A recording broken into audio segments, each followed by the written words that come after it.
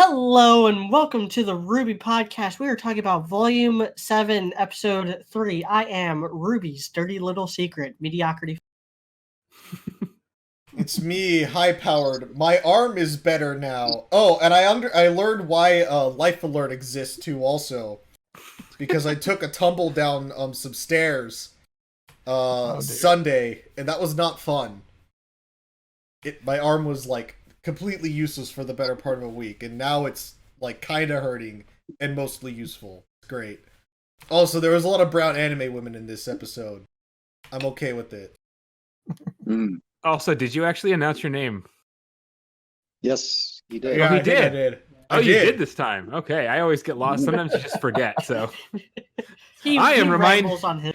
It's all the vape smoke. I am reminding high-powered of his name, and I also, if you know me from this podcast, you know I have a thing or two to say. Media, get my soapbox ready. I'm dude. You're already on it. Yep. And I am something you can never kill. I am Hope. I am Robert. And Kudos to anyone who knows what that's from. Sorry. Go ahead. Star Wars? No. Sounds like a Star Wars thing. But anyway, yes, welcome to Sneed's Feed and Seed, formerly Coops. I am Coop. Sneed's Feed and Seed. Oh, you also watched The Mandalorian, I see. I heard that show's yes, It's baby pretty good. ketamine Yoda. It's pretty good so just the far. ketamine. It's a Star Wars Western. My favorite movie genre is Western. I took a class on Western films in college. You think I like it? It's pretty good. It is basically a spaghetti Western. Yeah, it's a Star Wars Western film. It's great. The only issue is that my Disney Plus is frame dropping really hard still.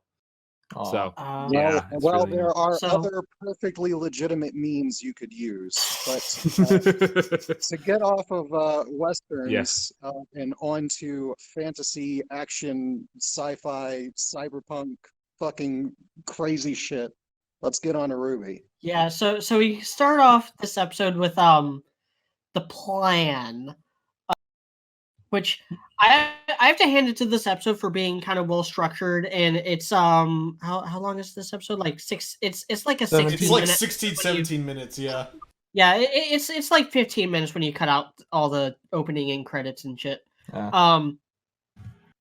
And so they really use their time well, I think. They establish, the plan, that what the mission is, and then they do it. And there's not really much that goes wrong with it. I think that might be kind of an issue. But then again, this is just one episode in a 13 episode volume, so who knows where this is going to lead. But I think a large part of that was just to showcase, I don't know, how well prepared and how experienced the Aesops are. But yeah, this was very much the Aesop's entrance episode, where they just tell us who they are and what they can do. That's mostly the point of this thing. And I made allusions to this in my review, which you can watch on my channel. That the Aesops are basically a better Team Coffee, and so instead of coming in at the finale and just undercutting all the dramatic tension that had been built up around the main characters for no reason, they build a very good dynamic, and we'll get more into that later. But I wanted to point out their interactions with Team RWBY is even better than what Team Coffee's was. Too. Oh yeah, they're actually interacting the book in account, affecting them. Even taking the After the Fall book into account, where there's a lot of flashbacks where Team Coffee and Team RWBY are interacting with each other, Aesop still have better interactions here. Nice. So the only good interaction. I still haven't read After the Fall, and I don't really care. I just watched Raymond's stream where he was reading. I mean, they basically didn't interact with 3/4 of Team Coffee in the actual show, and Velvet was very limitedly used. Yeah. So, I'm going to go on a rant. I think I'm not a rant, but we should talk about this later at the end of this episode. But this is just another example of look what happens when you hire professional writers. Yeah. Things make sense and the show feels natural. They and the serve a side purpose, characters, even if there's a shitload of them, they don't seem completely superfluous and annoying all of a sudden. Wow, their side characters. How long have I been calling for professional writers to be added to the show? Yeah. What do you know? I was right. I mean, it's not that hard to be right about that. We've all talked about it, but like I've been calling this very hard throughout this podcast. Like and the side characters here, the Aesops are side characters. And I made mention of that in my review. They're not going to steal the spotlight. They're not going to get a whole lot of development. Don't hold your breath on that. Maybe Clover will a little bit. Who knows? Because he seems to be like the leader and the main guy of the Aesops. But other than that, I don't feel like they're going to be given a lot of development, and they don't need development. They can because they're already facilitating development in the main characters, as we see in this episode. But with this first scene, I like that RWBY and Jean are the ones that are with Clover and Crow. Yep, because they're the team leaders. Fuck Oscar. Yeah. I mean, Oscar doesn't even show up. Yeah, well, let's be honest. Let's be honest. Slightly less fuck Oscar today. Slightly less. Yeah, this is true. Oscar drops. We'll get to that. We'll get to that. Or do we want to get to that just right now? No. Well, there's a little bit of build-up. I'm just gonna say this. Jean would have done it too. But anyway. Well, I know, but I'll get to that. I have a response to that. Okay. We'll be happy that it's happening. The first thing that actually goes on is they start the episode off with the plan, basically. You got your Clover, your Aesop's leader. He starts off just rattling off what the plan is. They want to get into a mine, get some dust out of it, and be able to do so while probably killing all the Grimm in it. He says what. Yeah. I think also they need to secure the area because that's where they're going to launch the Amity Coliseum from. Yeah, it's the launch site, and there's a huge fuck you sized ice Geist that's been killing all the like normie soldiers, so they need the huntsman to come in to take it out. It's the level 99 mafia boss Grimm. Yeah. As that shitty dubstep song plays faintly in the background from all those mafia memes. So the debrief is the brief rather is pretty much just straight flow. It's snappy, it's quick, it gets off what it needs to get off, and it works. And more or less after that we go into the equally kind of fast weapon upgrade montage scenes. Yeah, montage weapon scene, and outfit. whatever you want to call it. Yeah. And the only thing that really kind of happens during that you can sort of point out as being anything that you really super need to comment on is Jean's looking at the Pirasash yet again because he's still grieving because he's still Jean, because apparently being a Chad hasn't led to any development towards actually being a Chad. Well, maybe it's his final moment of okay, I need to let this go. I need to put this away. And he's all like, and I know just how to do it. Doubt that. Goes off, gets laid, and then it's done. But that's what I was going to say. I was going to say maybe it's his final non-Chad moment. He's saying goodbye to non-Chad Jean and fully embracing the Chad Jean persona with his triangular hair. Yeah, he's not just going to completely forget about and his muscular, grasping arms for impregnating women. Yeah. Although my biggest, one thing I noticed about this though, and correct me if I'm wrong, but I feel like there's a shot of him where he's looking at the sash, but he's also got the sash on. There's a little animation error there, I think, but I'm not sure. But no, I'm looking at it now. That's just like the part of his hoodie. But I'll tell you one thing. But yeah. The more important thing about being a Chad than respecting women is respecting your weapons. And Jean has gotten his weapons up to a much higher standard than previously. His shield is now a big shield. It's a Fortnite glider. Yes. Yep. He's diving fucking tilted towers. I was gonna say Breath of the Wild, but yeah. Yeah, it is kind of like the parasail or paraglider. Yep. Mm-hmm. I haven't played Breath of the Wild, so it's Fortnite for me. Okay, but fair yeah, enough. Jeez, all wow, the casual. all the weapons are demonstrated to have an upgrade, save Nora's for some reason. There is a minor upgrade. We'll get to those later because they're kind of demonstrated throughout the action scene. We'll just hit those speed bumps as we roll over them. But yeah, Well, they get their new outfits, they get like their upgraded weapons, and apparently there's still more upgrades to come. Professor Polendina only had like the one night to implement some of these upgrades, so there's still more stuff to come.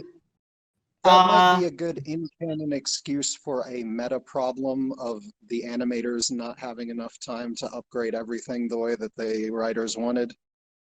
Yeah.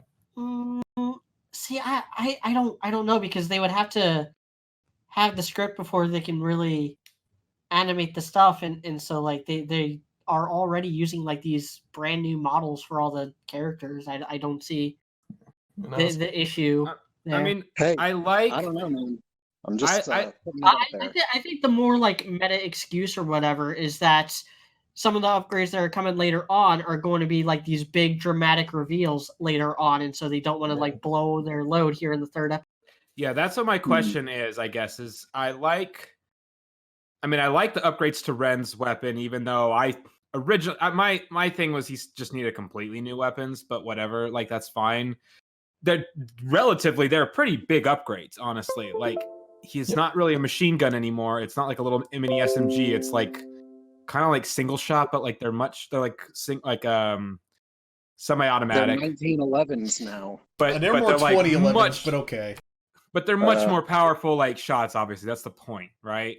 Well, he shoots 45 ACP. 2077s. All right. Either way, these aren't real weapons, okay? So, like they're more powerful. That's the point, and I think that's nice because it was very obvious that his weapons didn't do shit. They were little pea shooters before, and I like the like little shooty like rope thingy would hit too. So like that's a pretty big difference. Yeah. So that's pretty cool. I like that.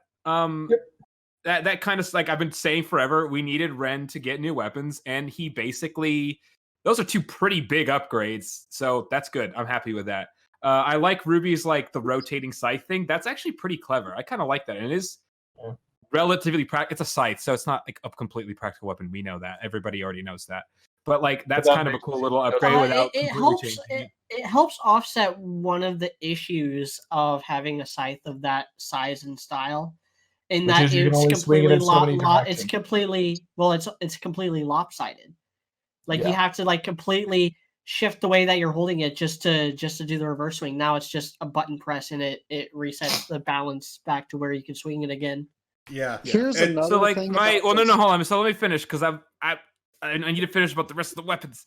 Yes. And I like Jean's too because it's now definitely more useful than it was before. That's for fucking sure. And it's I like the mounting system also on his arm. And you can pound the ground and it creates a that's awesome. So that's cool. Like he's got a real weapon now instead of just a fucking sword and shield. And the other thing though, I guess is, and maybe we touched on this, Weiss's is already broken tier. She already had the best weapon out of everybody, and it still is. So she doesn't even need an upgrade. I don't know if she gets one or not. I don't know if she got an Blake. upgrade. The question is Yang and Blake's weapons upgraded or not? Or have we just not seen it yet? Yang's are. She has the grenades. Yeah, and I think the implication is that the mechanical arm is now reinforced also.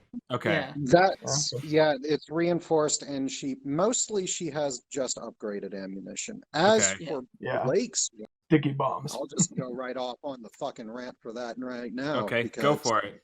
That shit is how they repaired it was the dumbest fucking thing in the history of ever. All the welders are reeing autistically right now.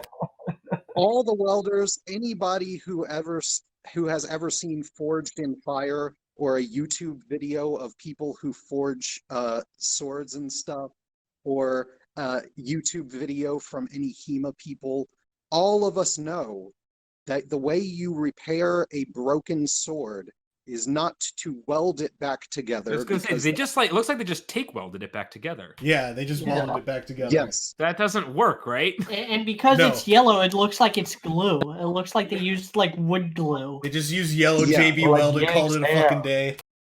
So all Blake's blade is going to do in real life anyway, not in It gets the snapped in half so that- again Yes, the first time it yes. gets He hit. tries to attack something. Yeah. Yeah. The only way you can actually repair a sword is either A, just forge a new blade and insert it into the hilt, because that's perfectly fine, or B, completely melt down the old blade and completely reforge it and insert it back into the hilt, which takes a little bit longer. What do you think if they're holding off Blake's new weapon because it breaks again? Do you think they would actually do that? I don't think they would do that at this point, because the reason that they used the weld is because they wanted to make it yellow for a very, For very ship baiting? Yeah. Yes. There was a Yeah. lot of Bumblebee ship baiting of an extremely obvious nature that took place in this episode. And if you Yeah. don't like Bumblebee, which a lot of people don't simply because of the Bumblebee shippers themselves, then you're probably gonna groan out while you watch this thing. Yeah. I'm I gonna. mean, it's probably. I want to talk about that, but I'm going to talk about that in conjunction with the other shipping moment of this episode. So I'm gonna save Yeah. that. Yeah. It's a joint rant. By Hey, the way, did for we that. forget Yeah. about Oscar? Are we still Oh yeah, on yeah. the Let's, weapons? no, yeah. we do need to talk about that now. His scene doesn't really come in until Until a little bit next later. bit. But we do, before the landing strategy scene, we do see that he is going to talk to RWBY, and we hear what he has to say later on. So me commenting on these, again, I like Jean's shield. It really it does a good job incorporating something that was explained last volume, but has actually been a thing since, in a way, since volume 1, Hard Light Dust. If that's what scrolls are made out of, then it's always been there. Yeah. But it was actually like name dropped last volume, and now it's like it's so like a common sense thing. What I don't like about it is that he has it strapped to his arm now. Well, hold up. Yeah, I mean, He it's- does- I think it looks cool. Is it practical? Hold- Probably not. It looks cool though. That's all I'm gonna say. He has it strapped to his arm when he jumps out, but he puts the sheath back on his waist when he's going through the mines. So he can put it either place now. Yeah. He only had it strapped As to his needed. arm. Yeah, for the you're right. strategy. You're right. Yeah. He probably had it strapped Okay. to his arm so that he could do the gliding thing. Yeah, so we that's can probably so the we only could land on reason. tilted towers, man. Oh, Yeah. that okay. That actually, makes me really like it even more. Versatility. And then, yeah, we I get all will their s- landing strategies. I will, if you'll let me, I'll just hit on Ruby's scythe thing because I figured something out about it. It's not technically canon, I don't think, but at one point, I believe it was Carrie who was cited as stating that Ruby's scythe weighs half as much as she does. I, having nothing else to do because I'm on freaking convo leave for 6 weeks, went on Google, looked up the body mass index, plugged in Ruby's height to determine her weight, figured out that she was most likely about 120 pounds, making her scythe 60 pounds. After doing this, I Googled weapon masses in real life to get a good example of what would be a similar weight to that. And I found that the M2 heavy machine gun is about 80 pounds in real life, and that all man-portable weapons are significantly lighter than 60 pounds, usually only up to about maybe 20 at most, if it's a machine gun. So what And you're second- saying, Coop, is fan artists need to get on drawing Brick RWBY then? Yeah, because Ruby, in order to swing a 60-pound melee weapon around, even if it's two-handed, would have to be extremely buff. which she is Or, not. or A 120 superhuman because aura, but yeah. Yeah. But even with superhuman aura, why not make your two-handed weapon lighter? Because to give an example of two-handed weapons from real life's weight, the greatsword, a typical two-handed weapon, tended to weigh about 6 pounds. Exactly 10 times lighter than Ruby's scythe. Ruby's scythe is only useful in that it is an anti-material rifle that she can use with a monopod that is the blade.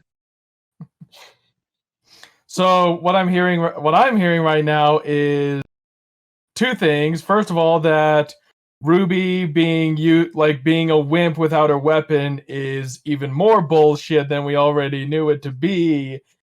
And Carrie's an idiot and probably has an unrealistic idea of how much Ruby weighs. Well, my mind's And how immediately much going weapons to the weigh. Sam Hyde image, but replace Sam Hyde with Ruby and then replace the girl he's like putting in the chokehold with Mercury, and it's just the weak should fear the strong. Well, I have no doubt that Carrie would be like, oh yeah, that scythe is actually super heavy. Like it could only be useful in the context of a show like RWBY where everyone just has fucking superhuman strength anyway. Yeah. Well, to be lucky for us guys, the entirety of Carrie's god words that used to be considered canon have been rendered uncanon because they've been retconned by certain authors and writers that have come in afterwards. So we can, while we can safely assume that certain things he's said in the past no longer count, there are some other things that he's said in the past that should still count, including the theory that Crow is Ruby's dad. That one, unfortunately, has been, his God word has been retconned on that. So I'm waiting for the theorizers to come back out. Everybody cross your fingers they don't. No. Fuck no. So then, after they land, they're split up. Crow is with Clover.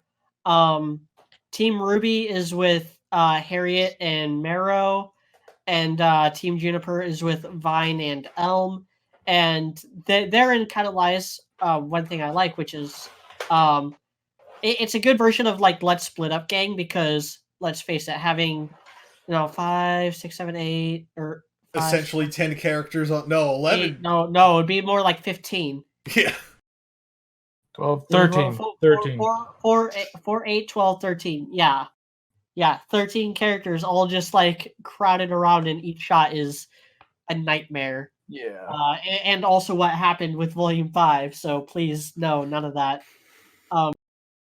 Yeah, please no more of that. Thank you very much. But also, like, there's the things like Harriet is someone who is fast and also punches, so she is like RWBY and Yang. Marrow is a snobby Faunus, so he is both Weiss and Blake. More Blake, but, Vine looks like a monk, and that's all Zen and stuff like Rin. Elm literally uses the same weapon as Nora. And then the most overt, obviously, is Clover and Crow, who both have luck-based semblance. God, the fact that Clover's weapon is a fishing pole irritates me to no end, being a fisherman.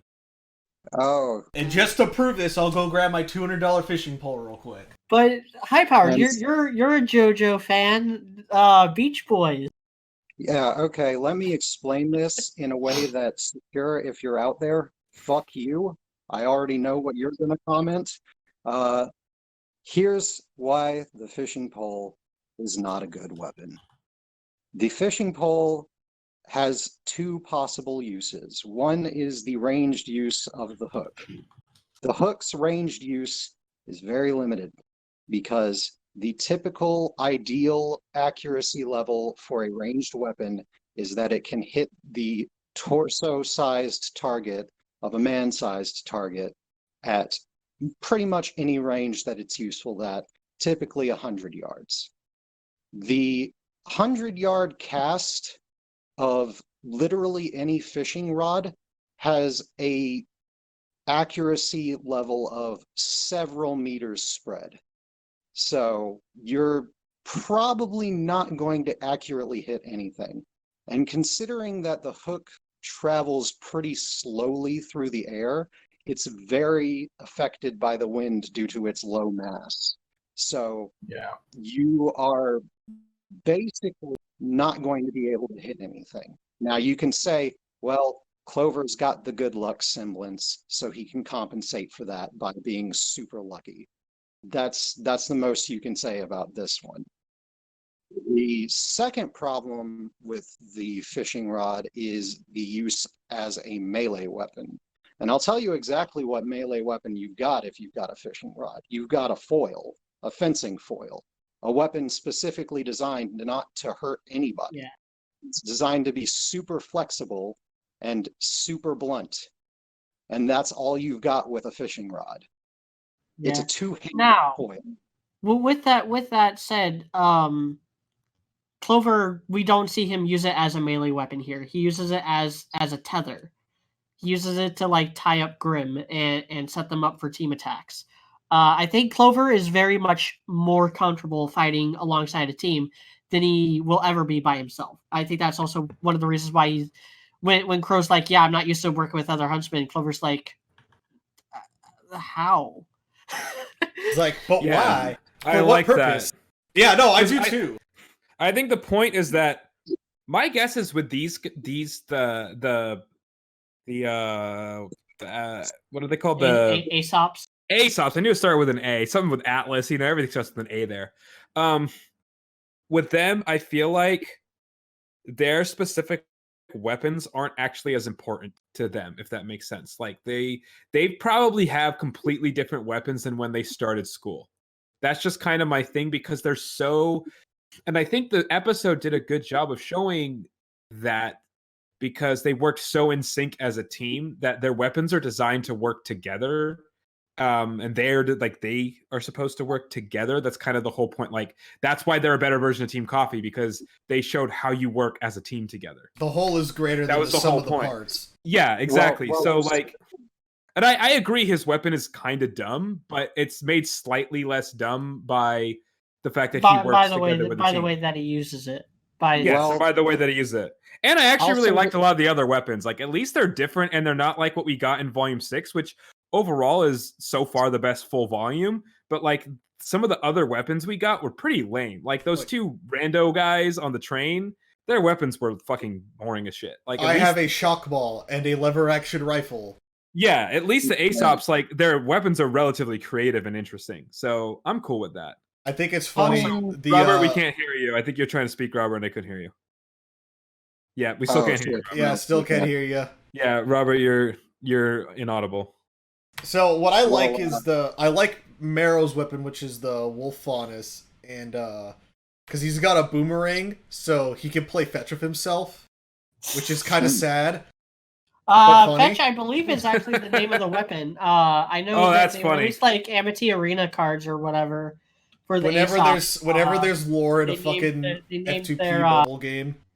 But yeah, they named the weapons and semblances, I believe. I like Hare's weapon. Can you hear me now? Yes. Yes. Yep. I like Hare's weapon being exoskeleton, although there is an echo now. I actually think we're good now. We're good? Yeah, I think so. Okay. Yeah, we're good now. Yeah. Okay, so sorry about that. I like Hare's exoskeleton arms, but that's just because I have a thing for exoskeletons. They remind me of Jackie Briggs's weapon, like I don't know. Yeah, I know. They basically are. It's like it's Mortal Kombat, Briggs family robot arms. Yeah, she's like a combination of the Flash and Jackie Briggs. What's the monk's weapon? Or does he just use his semblance as his weapon? I don't think he uses his weapon here. I think he just uses his semblance. But he has a weapon. It was in the Amity card or whatever it was. And then the big tall Amazonian GF lady just has a fucking hammer. But I guess it's like got a spike driver built into it, so it's a concrete nail gun, which is cool. No, that's her semblance. She's able to like root herself to the ground. Root herself, and I think other things. So should we call her the immovable object? Yeah, when she smacks the Geist's arm into the ground, it like gets stuck there. Okay. And I think I forgot if it was you, Media, or somebody else. Like I thought I heard people complaining about her semblance kind of being lame, but it is. But she uses it well. Like it makes sense. I kind of like that because it's already been obvious that semblances are not all created equal in this show, right? Yeah. Yeah. Weiss is broken as fuck. Yeah, Weiss's and Ren's are like super ultra broken tier. So that's fine if hers isn't as good. At least she knows how to use it well. So that's kind of cool. And I think I am echoing right now on somebody's computer. I think it might still be. Roberts. By the way, we do need to talk about Oscar because we skipped over that. We did. We did. No, we haven't gotten back to when it comes back yet because we're still on like the landing strategies and like the. Okay. I feel like we're heading around. I get what you're saying. I will say this: Marrow though is running for broken semblance ability though, basically being able to like stop. As I mime Jack Black holding the stop sign. But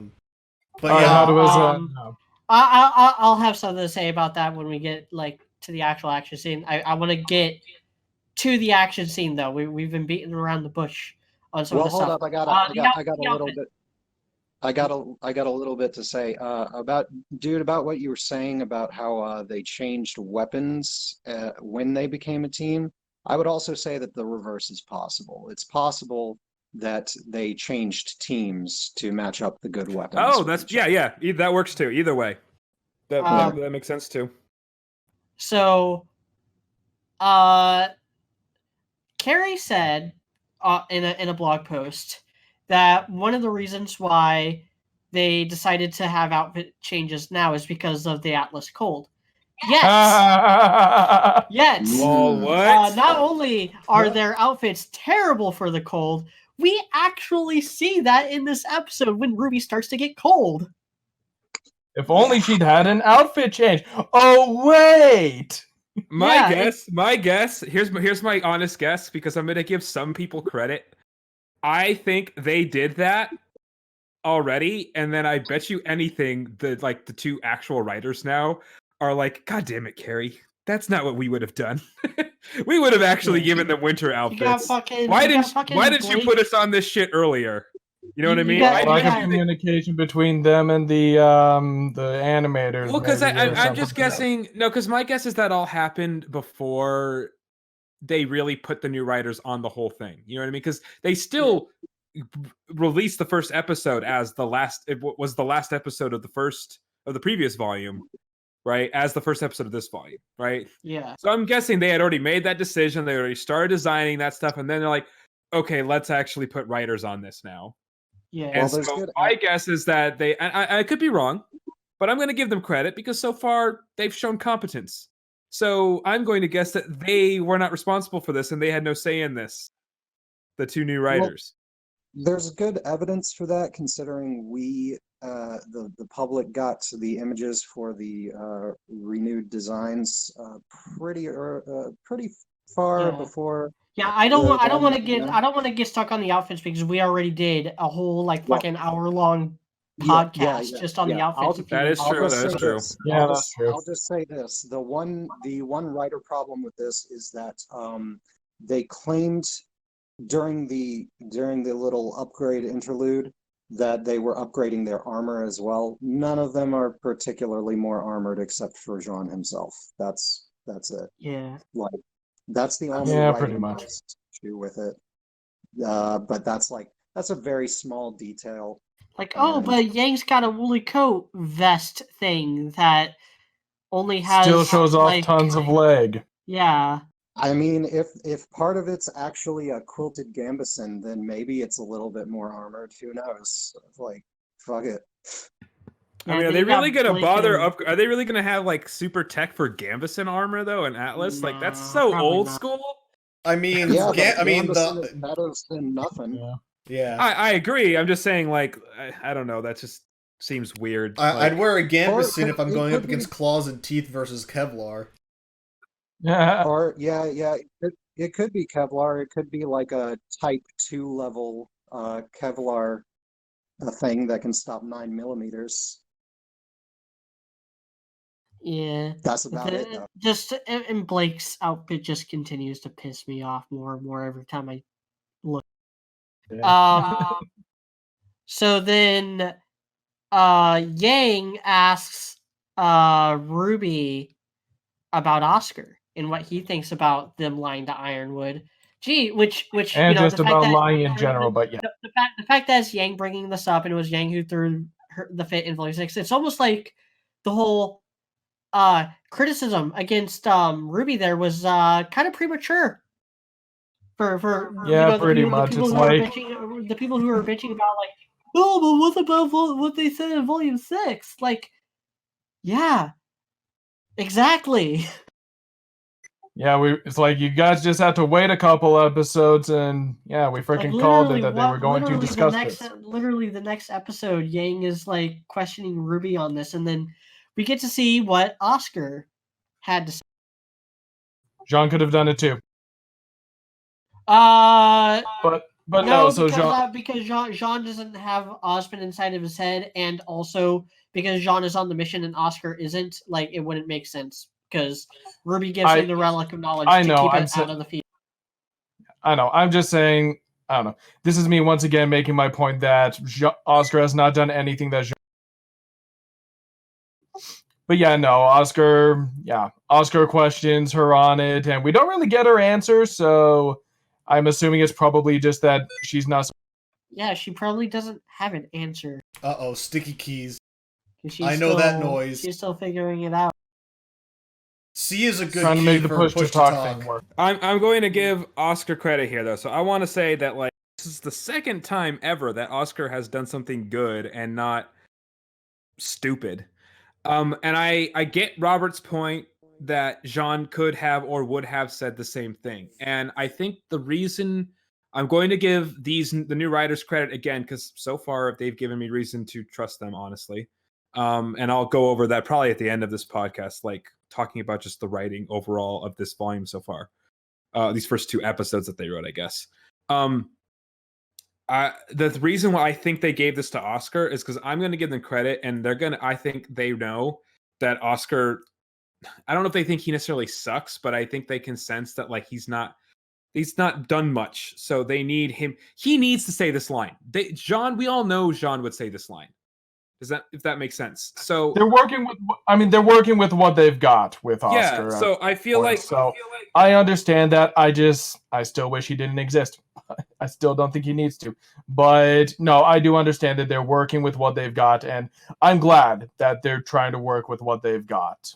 And I'm glad that he only had this one scene in this episode.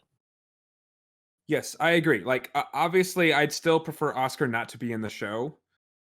Honestly, like I do. Like, he still doesn't need to exist. Like, he's already ruined parts of the show by existing. I want to like him because he's got a great voice actor, but this is still. But like, he doesn't need to exist. But at least if he has to, if they're not going to let them write him out of the show or whatever, at least this is a good line that he can say to make him at least matter somewhat. If they're going to make him matter, at least this is a good line. And yeah, Jean could have said it, but we already know Jean feels this way. I'm glad to know Oscar still feels this way. He's still on their side, not Ozpin's side. After, what the first decent thing he ever did, which was tell them that Ozpin was hiding stuff from them. So if he's going to be there, at least he's going to, I like that at least he's going to do good stuff like this and be a voice of reason. And I also like how someone's at least challenging RWBY on her decision. Yes, that too. And it looks like we lost. And RWBY, yeah. And RWBY does like have her reason. It is also good that RWBY has her reasons. Like I said, she probably plans to tell him, sometime in the future when she gets the chance, just not right now. And again, I'm still calling it. She's gonna run out of time to tell him, and it's gonna bite her in the ass. Right now, she's not even confident that Ironwood is the one who should be in control. Sure, yeah. Like the whole reason why she's hiding things from him at all is because of the situation in Mantle. And all the ships that are out in the force. That's what she said. I feel like she needs to meet Hill before she starts making that judgment call. Before she starts. Well, yeah, that's why she might be better than him. Well, that's why she's playing it close to the chest, because she doesn't know. Yeah, and we've talked about this. It makes more sense for like them as a whole to play those cards close to the chest, because they don't like a hat could drop at any time. And it's better for them to hold on to that information and still have said information whenever the hat does drop, if it does. Because, like... It will. Because it will probably. Like, for all we know, it's like Ironwood could do literally nothing wrong this entire episode, and then they'll just keep that secret for the entire volume. Well, or actually, maybe. Due to Oscar's talk with RWBY during this episode, I've started to think it might actually come earlier in the volume than I had suspected, which I thought it would come in the middle of the volume. But Oscar might, very next episode, decide to go chat with Ironwood. You know, like, and he might just let it slip by accident. Maybe. Yeah. You know, it could happen next episode or episode after. I mean, I guess the next episode is supposed to be like a graduation ceremony or something, which I'm assuming is where we're going to officially like be introduced to Hill and reintroduced to Jacques and Whitley. That's my guess of what we might get in the next episode, but who knows? Yeah, maybe Oscar will let it slip then or something. I think it would be a good time to do it, since we've had you know, the opening episode, then we've had the exposition episode, then we've had the action episode. After the big action episode that we just had, it would be very easy to slope it down and do a little bit more of the political intrigue episode.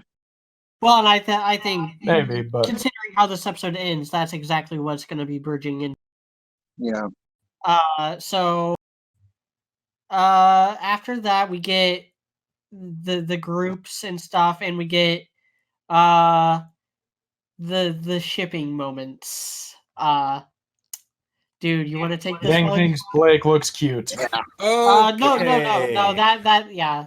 I mean, that happened before the Oscar thing, so. Okay, like, actually, I do want to take a step back for a second. If everybody can agree to one thing, real quick. Okay. Yeah. Actually, no. We don't need to agree to one thing. I actually want to hear everybody else's take on the Bumblebee thing first. It was kind of cringe. Okay, you think it's kind of cringe? This is You go first, Roberto. It was okay. Like, I don't know. Mostly, I'm just thinking like, okay, so it's not like official yet or anything. So it's still, you know, they're still developing it, which was one of the big complaints that people had. They thought like it was an official thing as of Volume 6. It's not yet. It's still developing. So that's nice. But yeah, it was a little cringy and weird and stuff like that. So it was out of place here. Because it made it look like they didn't literally just have an entire bullhead ride on the way there. Like, that's the kind of reaction you have when you see someone's new hairstyle for the first time. Yeah. Like, Ichiko would be like, girl, like, you're supposed to compliment someone's hair, like, as soon as you see that they've changed. Yeah. And then also, it's like cutting hair. And put her hand like up there, just like... Yeah. And you got to think about this from Yang's perspective too. It's like cutting off like any chunk of her hair is like a foreign concept to her. Yeah, so, maybe she's just horrified that she would do that to herself. Why would you do that to your hair? It was beautiful, like mine. Again, you stay away from me with your scissors. Because no matter how you slice it, it would be better if that was done on the bullhead, on the way there. Instead of like in the middle of a fucking mission. Or like see them walk out of their dorms and she's just like... Okay. Yeah, I personally didn't... Obviously, I already said how I basically groaned the whole first part of the episode due to the Bumblebee shipping thing. It's really it like I could maybe have accepted the haircut thing a little bit more if they hadn't done the stupid weld thing. The weld thing really got me. So It even the was- shipping isn't about shipping with you. As a man who knows how to solder electronics together and kind of how to weld things a little bit, I gotta say, it was really, really deep under my skin with that one. And So that was more knew- cringy than the actual shipping Yeah. moment. It was well, that was the actual shipping moment to me. I was like, I know exactly why these motherfuckers are doing it, because even the most casual people who don't know shit know you can't weld a blade back together. There's no way they didn't know. Even I know that, and I've never welded before, and I know that shit. Yeah.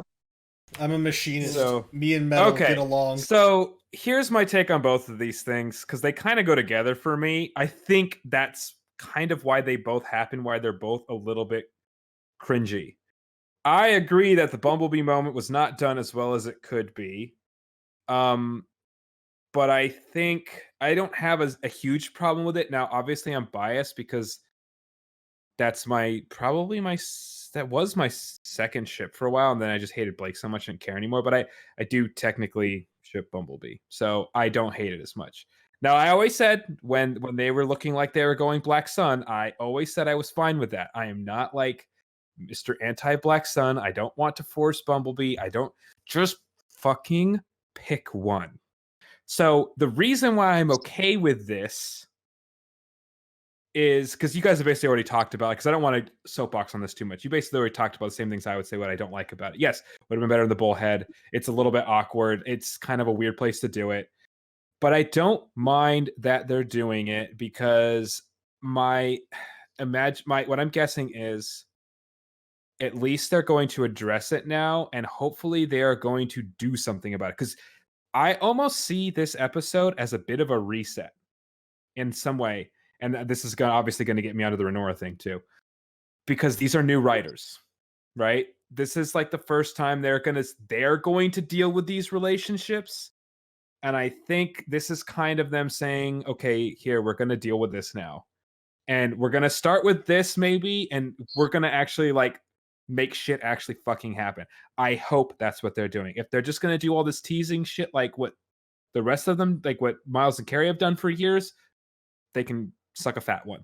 But I'm going to guess that these two shipping moments were so awkward and obvious that I can't help but think, because this feels like volume 1 and 2 shit again with the awkward shippingness. That's how like high school these moments were, right? And you got to keep in mind these kids are beyond high school now, right? These are college These age. are adults. These are adults. Pretty sure now. Ruby's 18 now. Yeah, Ruby's 17 or 18 or whatever. I think she's 8. Yeah, she's probably almost 18. The rest are basically 20.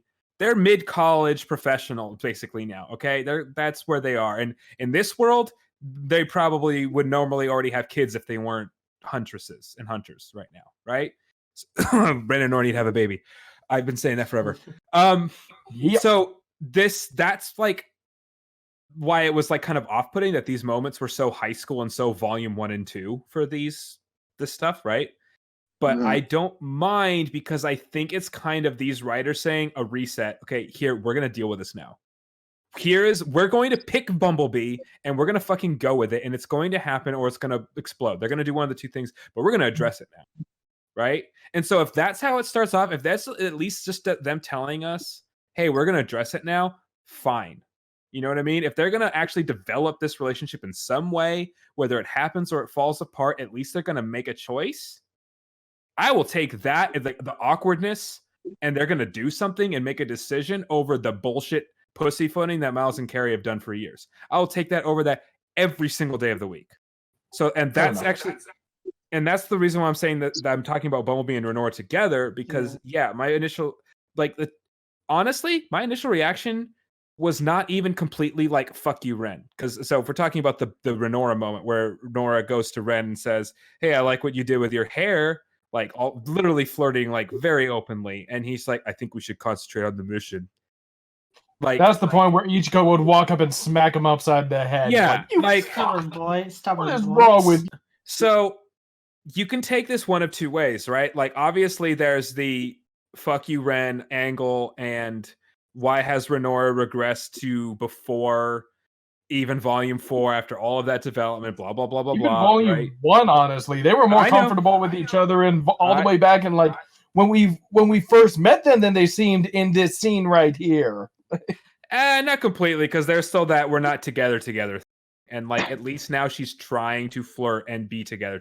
She wasn't quite doing that back then. She was trying to keep up the veil of friendship at that point.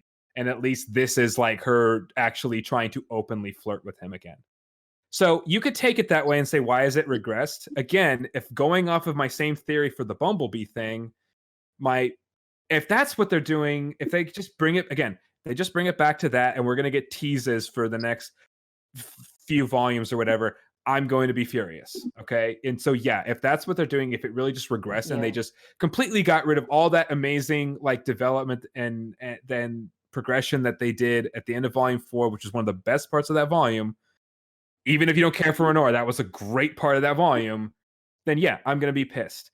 But again, it was so blatant and so obvious, and these writers seem good enough so far that I think they know that.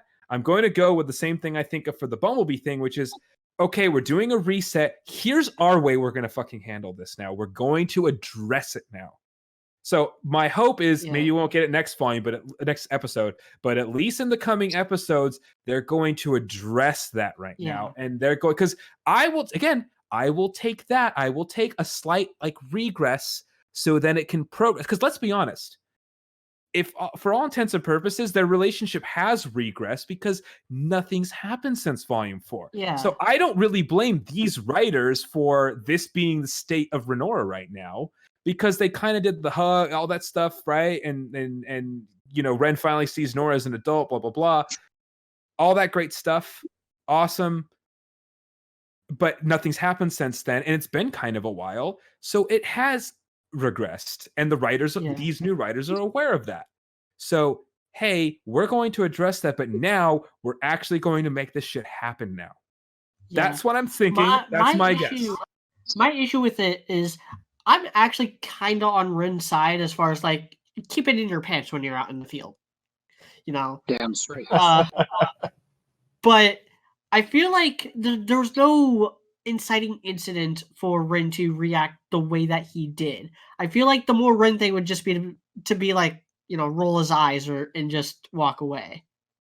Well, again, I think it's more like, my guess would be, this would be my counterpoint to that possibly, is like the whole thing of I think the whole, like, crux of their, like, relationship is that he does know she feels a certain way about him, but he is worried about losing the friendship if it doesn't work out thing, right? So she has to get past that on. So that's why he's like, I think my guess, if I'm going anime, right? If I'm going, like, anime, like, cheesy romance stuff, which I'm fine with because I love that shit, right?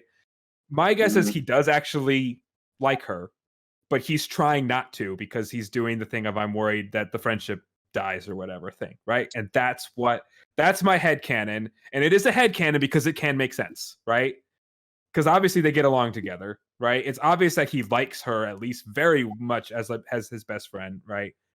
So my theory is that he does actually secretly like her. He doesn't want to because he's worried about what will happen, but he has to get over that. That's what's supposed to happen. So that's why I think that's his reaction.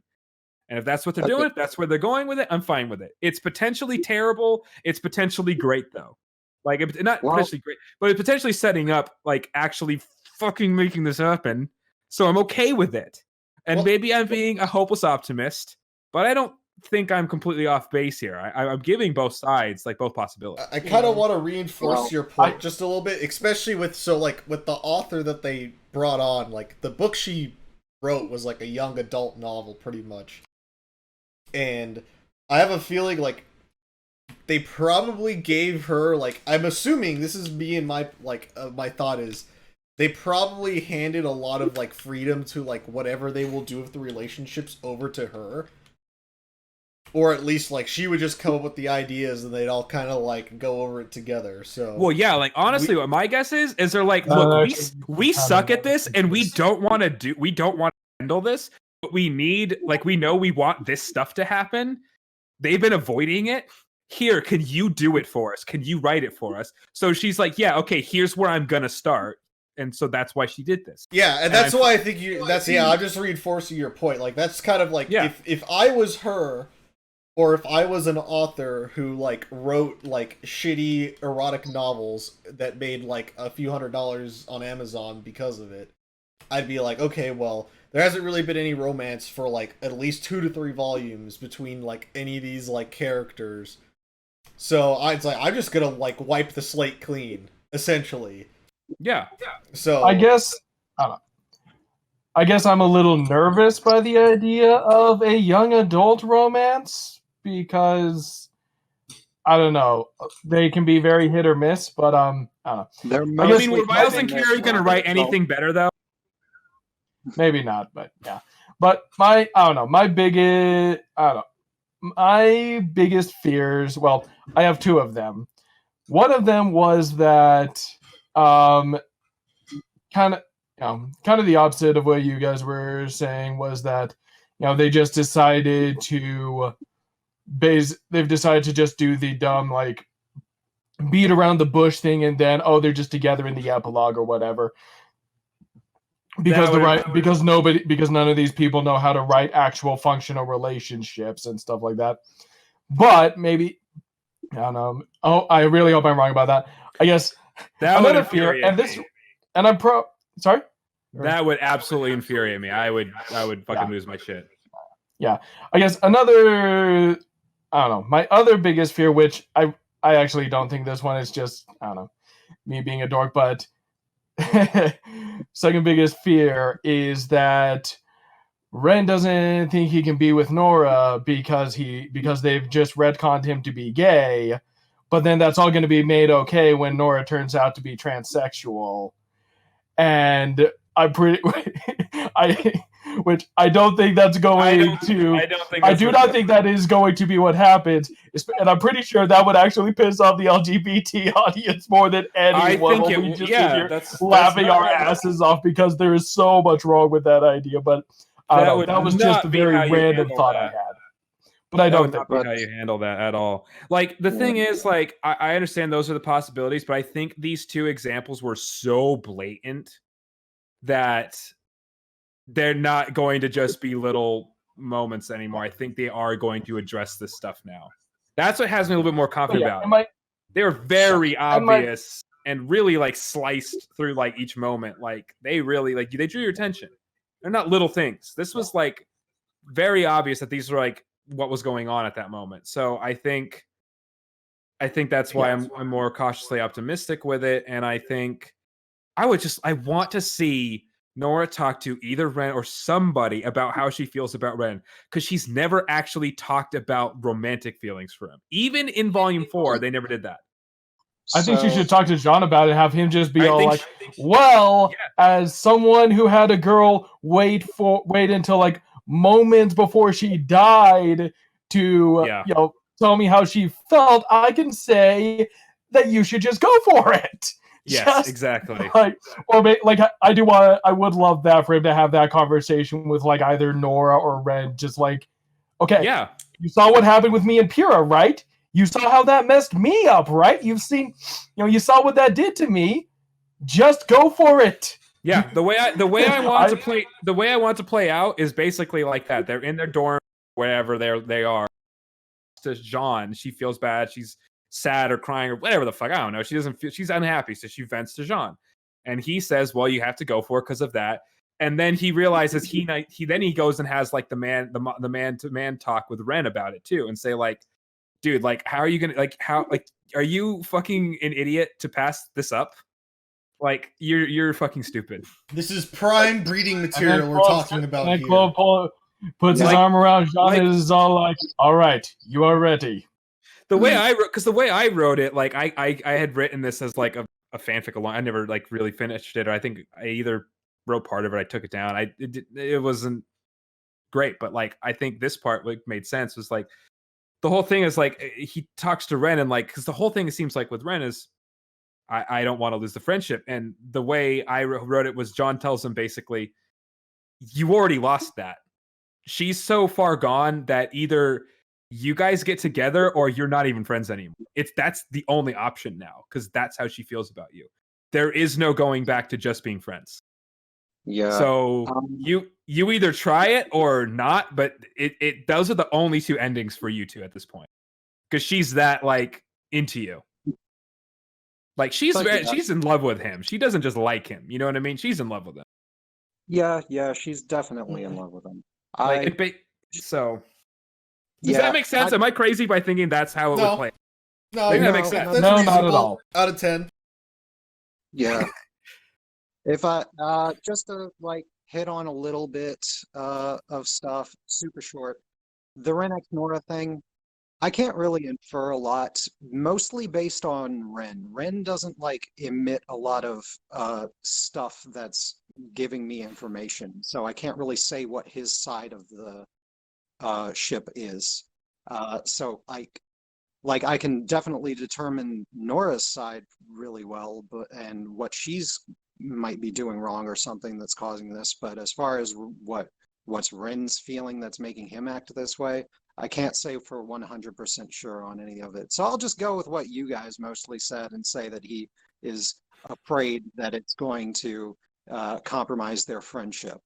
But as for like Bumblebee, like mostly I basically just want them to be baiting us with Bumblebee for the purpose of trolling the Bumblebee shippers by to Vacuo, having Blake hook back up with Sun and dump Yang.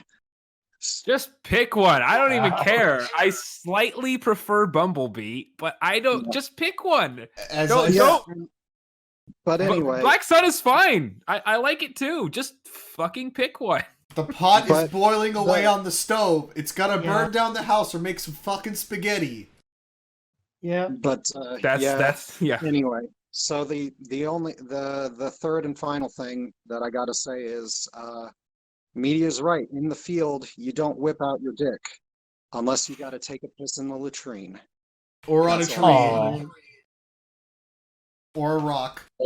Yeah. And no, Otacon, love does bloom in the battlefield, but only for cool guys like me, not like you, because you're a loser. I'm just hoping this means they're going to address all these things. That's like we'll have to see. We'll have to see this. If I hope like they get like action instead of just keep doing the teasers, we get actual conversations about all of this.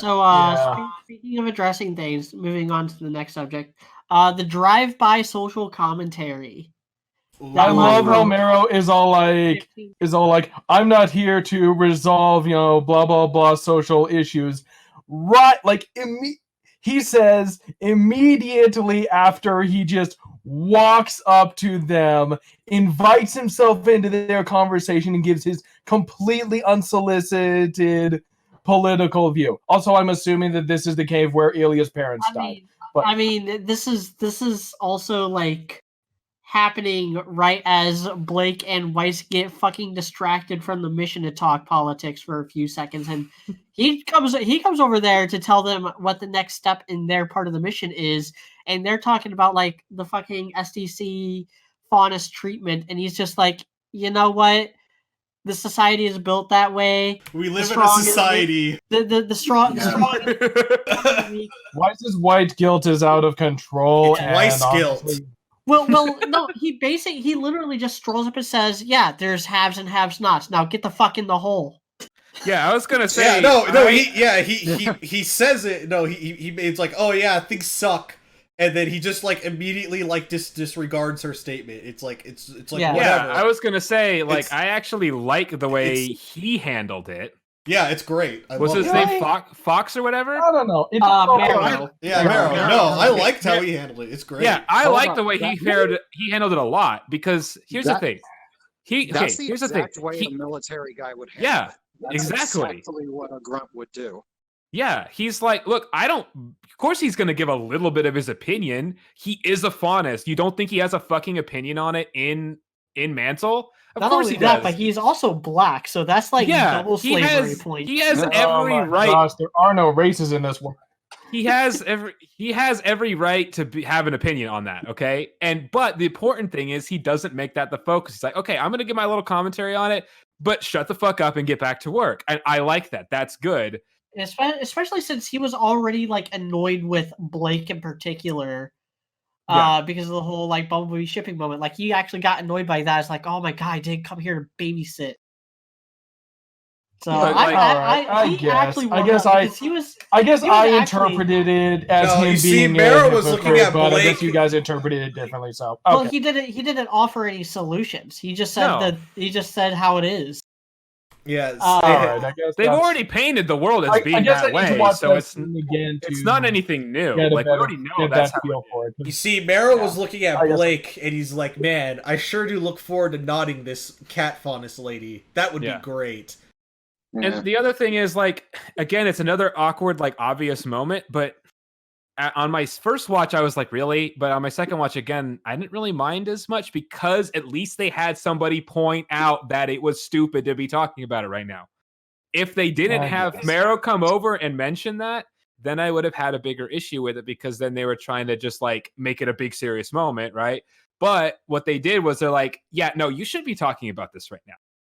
And so I understand. And based off of everything that's happened to Weiss, I don't care what, like, I know what everybody's political opinions are here. Yeah. I'm still pretty center right, but even then, I understand why after everything that's happened, I understand why Weiss is feeling all of this Weiss guilt. It makes sense. It makes sense. No, it makes complete sense. The time for the Weiss guilt was back in the first three volumes, not now when she's basically like giving everything up to leave her family. I don't feel like this is the time for it. I think it is the time for it because this is the first time that she's actually been in the mines. This is the first time where she's like seen kind of the results of how things have been run. And also, it's dumb. Weiss is dumb here, but it's dumb in a way that makes sense. She sees this. Exactly. She's there with Blake. She reflects, and she expresses her feelings. Yes, it's not the time or place. That's where Marrow comes in. But it is a thing. Yeah, and that's fine. All I'm saying is if y'all guys have met progressives in real life, you know the Weiss guilt never goes away. Yeah. Yeah, that's what I'm saying. Like, based on people I've talked to and like where I know, like that's makes sense, honestly, the way Weiss talked about it. And like Blake feeling awkward about it and everything, and then the other guy having to come in and like basically shut it down. That actually, after I rewatched it, I was like, maybe I need to makes a lot of sense. Scene again. That awkwardness makes sense, and honestly, that was actually a pretty well written scene, to be honest. And I liked it. To be brutally honest, I liked it. That was good. I'm kind of surprised they actually had the gall to like actually do it. They probably asked the one veteran there like an opinion on it, and he was like, "It's politics. I don't care. I just have my orders. And I go around and I do things. I kill people." What I do. Yeah. We already knew this was Weiss's arc. To like she went from like being rich bitch to being like a more she's like the progressive, like I'm the white person in the line with all the minorities. Like that's what she's going to be, and I'm fine with that. I understand that. That's what her arc always was. So this is not wrong. It's not bad. I don't have a problem with that. And what I was worried about based off of this writer was like her like completely ham-fisting it, but she actually hasn't. This is a good job of handling this because she pointed out how awkward Weiss's handling of it was. That's great. Yeah. Now whether that was accidentally good or but again with that intent, that's up for debate. We'll take what we can get. But again, I'm going to be cautiously optimistic. I'll be proven wrong. That's fine. We've admitted we're wrong all the time when we do this podcast, right? But I'd rather be optimistic. I don't know about you. I'd rather like the show than not like it. Yeah. So. Yeah. All right. Maybe I need to just watch this scene again. Maybe I was. Again, my first time watching that scene, I was like, wow, this is really like shoehorned in there, and then I realized it's kind of supposed to be. The second time. I never really again. I don't think anything in this episode like really pissed me off. No, nothing did at all. That's why I like it. A couple people's like reactions to certain things did though. This But is why we'll get to the big. This is why I don't This is why I don't get involved with. I used to be like on like RWBY Facebook groups, and I follow. I do not. I watch the show and I talk to this podcast group. And that is it, and it's made me such a happier person. Yeah. But I gotta say, guys, the only thing we can really hope for as far as Weiss goes at this point is that she goes through another arc where she gets on 4chan and converts over to pole and starts wearing a swastika instead of a snowflake, and having 1488 inscribed on the side of her baby. No, don't you watch extra credits? All she has to do is play the new Call of Duty game. It's you, the Nazi. There we go. That's it. That's all she has to do is play Remnant's equivalent to Call. What would even the Call of Duty series be called in Remnant? Isn't that the game they already have the one like big game? It's like the Hunt of Duty. The Ninja thing. Yeah, the Ninja Street Fighter game that they have. That's their big game. But speaking of big game, let's go to Big Gay and Crow's interaction with Clover. No, that's a transition. That is a segu right there if I've ever heard one. So okay, here's my thing. Clover's being nice. It's that. They're also like let's frame this all up in perspective real quick. Clover has probably ate, bathed, went to the restroom and lived with this team for probably like a good chunk of his, like a significant chunk of his life. Crow has been single man 9,000 lone wolf dude that only knows how to function by himself for like basically since Team Stark about a decade. Ever since Summer died. Ever since Summer has died, he has been like solo man. Probably 9,000. before that, since Raven died. Yeah. Since Raven left. So like it's two worlds and mindsets like coming together. Now, does Crow's bullshit bad luck semblance factor into this, or how he thinks his semblance works? Does probably. Yeah. Oh yeah, absolutely. But then like here's the thing too. Cursed. Like here's the other thing too. Also, it's like there's like at least like I know there's one, maybe two moments where like Crow is like sitting there like hoondogging after women. He's like, oh man, the barkeep's skirt was so short, I was smitten by it. Or like the barmaid's skirt was so short, I was smitten by it. And then I think that's basically it. But it's like Clover's just being nice, because he's probably like, him being the team leader, he has to be semi like formal and I don't want to say the word political. Well, not only that, but I have to say this because I have not seen anyone bring this up. This is Ironwood's plan. This was Ironwood's strategy. Ironwood is the one who set the teams. He purposely set Crow, guy with bad luck semblance, with Clover, the guy with good luck semblance, and purposely made those two alone, where their luck would not interfere with, where like Crow's bad luck would not interfere with anybody else in the team. And I think Crow realized that, and that's why he's like, oh wow, Ironwood really actually like cares about this mission and cares about the job and cares about, my family, Ruby, Yang. He would probably even consider like Team Juniper and maybe even like Weiss and Blake as family at this point. They've been, an Oscar. So this was more of a hint for Crow and Ironwood than it was for Crow and Clover? No, I'm saying because fuck all that. The whole point of the scene is that Crow is going to learn to be a team player again. That's the whole point of this. Like that's what Clover wants from Crow. He wants Crow to not be the lone wolf who dies alone in a field somewhere where no one can find him. He wants to give Crow like that team that he hasn't been able to have since Team Stark broke up.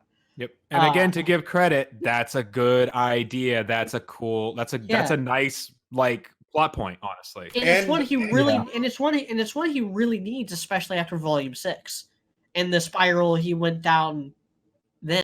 Now, as far as the shipping goes, fuck it. You wanna know what this is? And I'm calling out. I'm gonna Now, I'm not going to name any names, but you know who they are, people watching this, because I know they're not watching this. But you guys know who I'm going to be referring to here. Saying that Crow is bi because of what Clover says and does is exactly like saying Ilya is bi because Neptune hit on her. Yeah, pretty much. Mic That drop. is true. I don't would know drop what this mic, but it's $200. Again, I don't know what you're talking about because fortunately I don't pay attention. Based on what you like, your logic, that is sound logic. Clover was nice to Crow, so people think that makes Crow gay. Or bi. That doesn't make sense. He could be whatever. Exactly. But that's not proof of that. Yeah, I mean, Crow seems like he would fuck anything that moves. Let's be real. But that's neither here nor there. Too drunk Gotta to get tell while the your getting's gender. good. Although, actually, Crow is a more emo but competent Jean Ralphio from Parks and Recreation. actually, What was the line from Jean Ralphio? Oh, I guess I'm open-minded as hell. I think you're pretty good looking. No, it's kind of like what Shannon McCormick said about Ozpin. Like a couple of years ago, Shannon McCormick was like, "Oh yeah, Ozpin's like super queer. Like he's been in so many different bodies, so many different time periods, so many different cultures, and it's probably been like a woman once or twice. Like he can't afford to have any boundaries."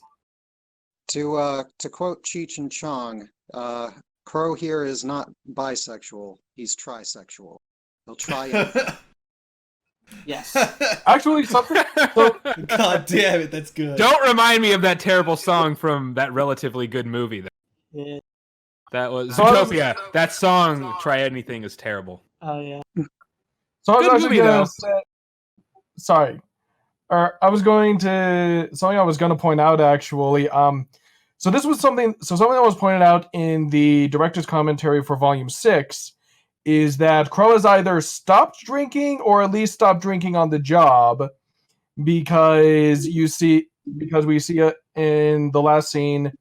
Or That was the intent. He goes to take a drink from his flask, but then we hear liquid sloshing. So there's still liquid in there, but he chooses not to drink there. So he's either sobered up, and we haven't seen him have a drink since then.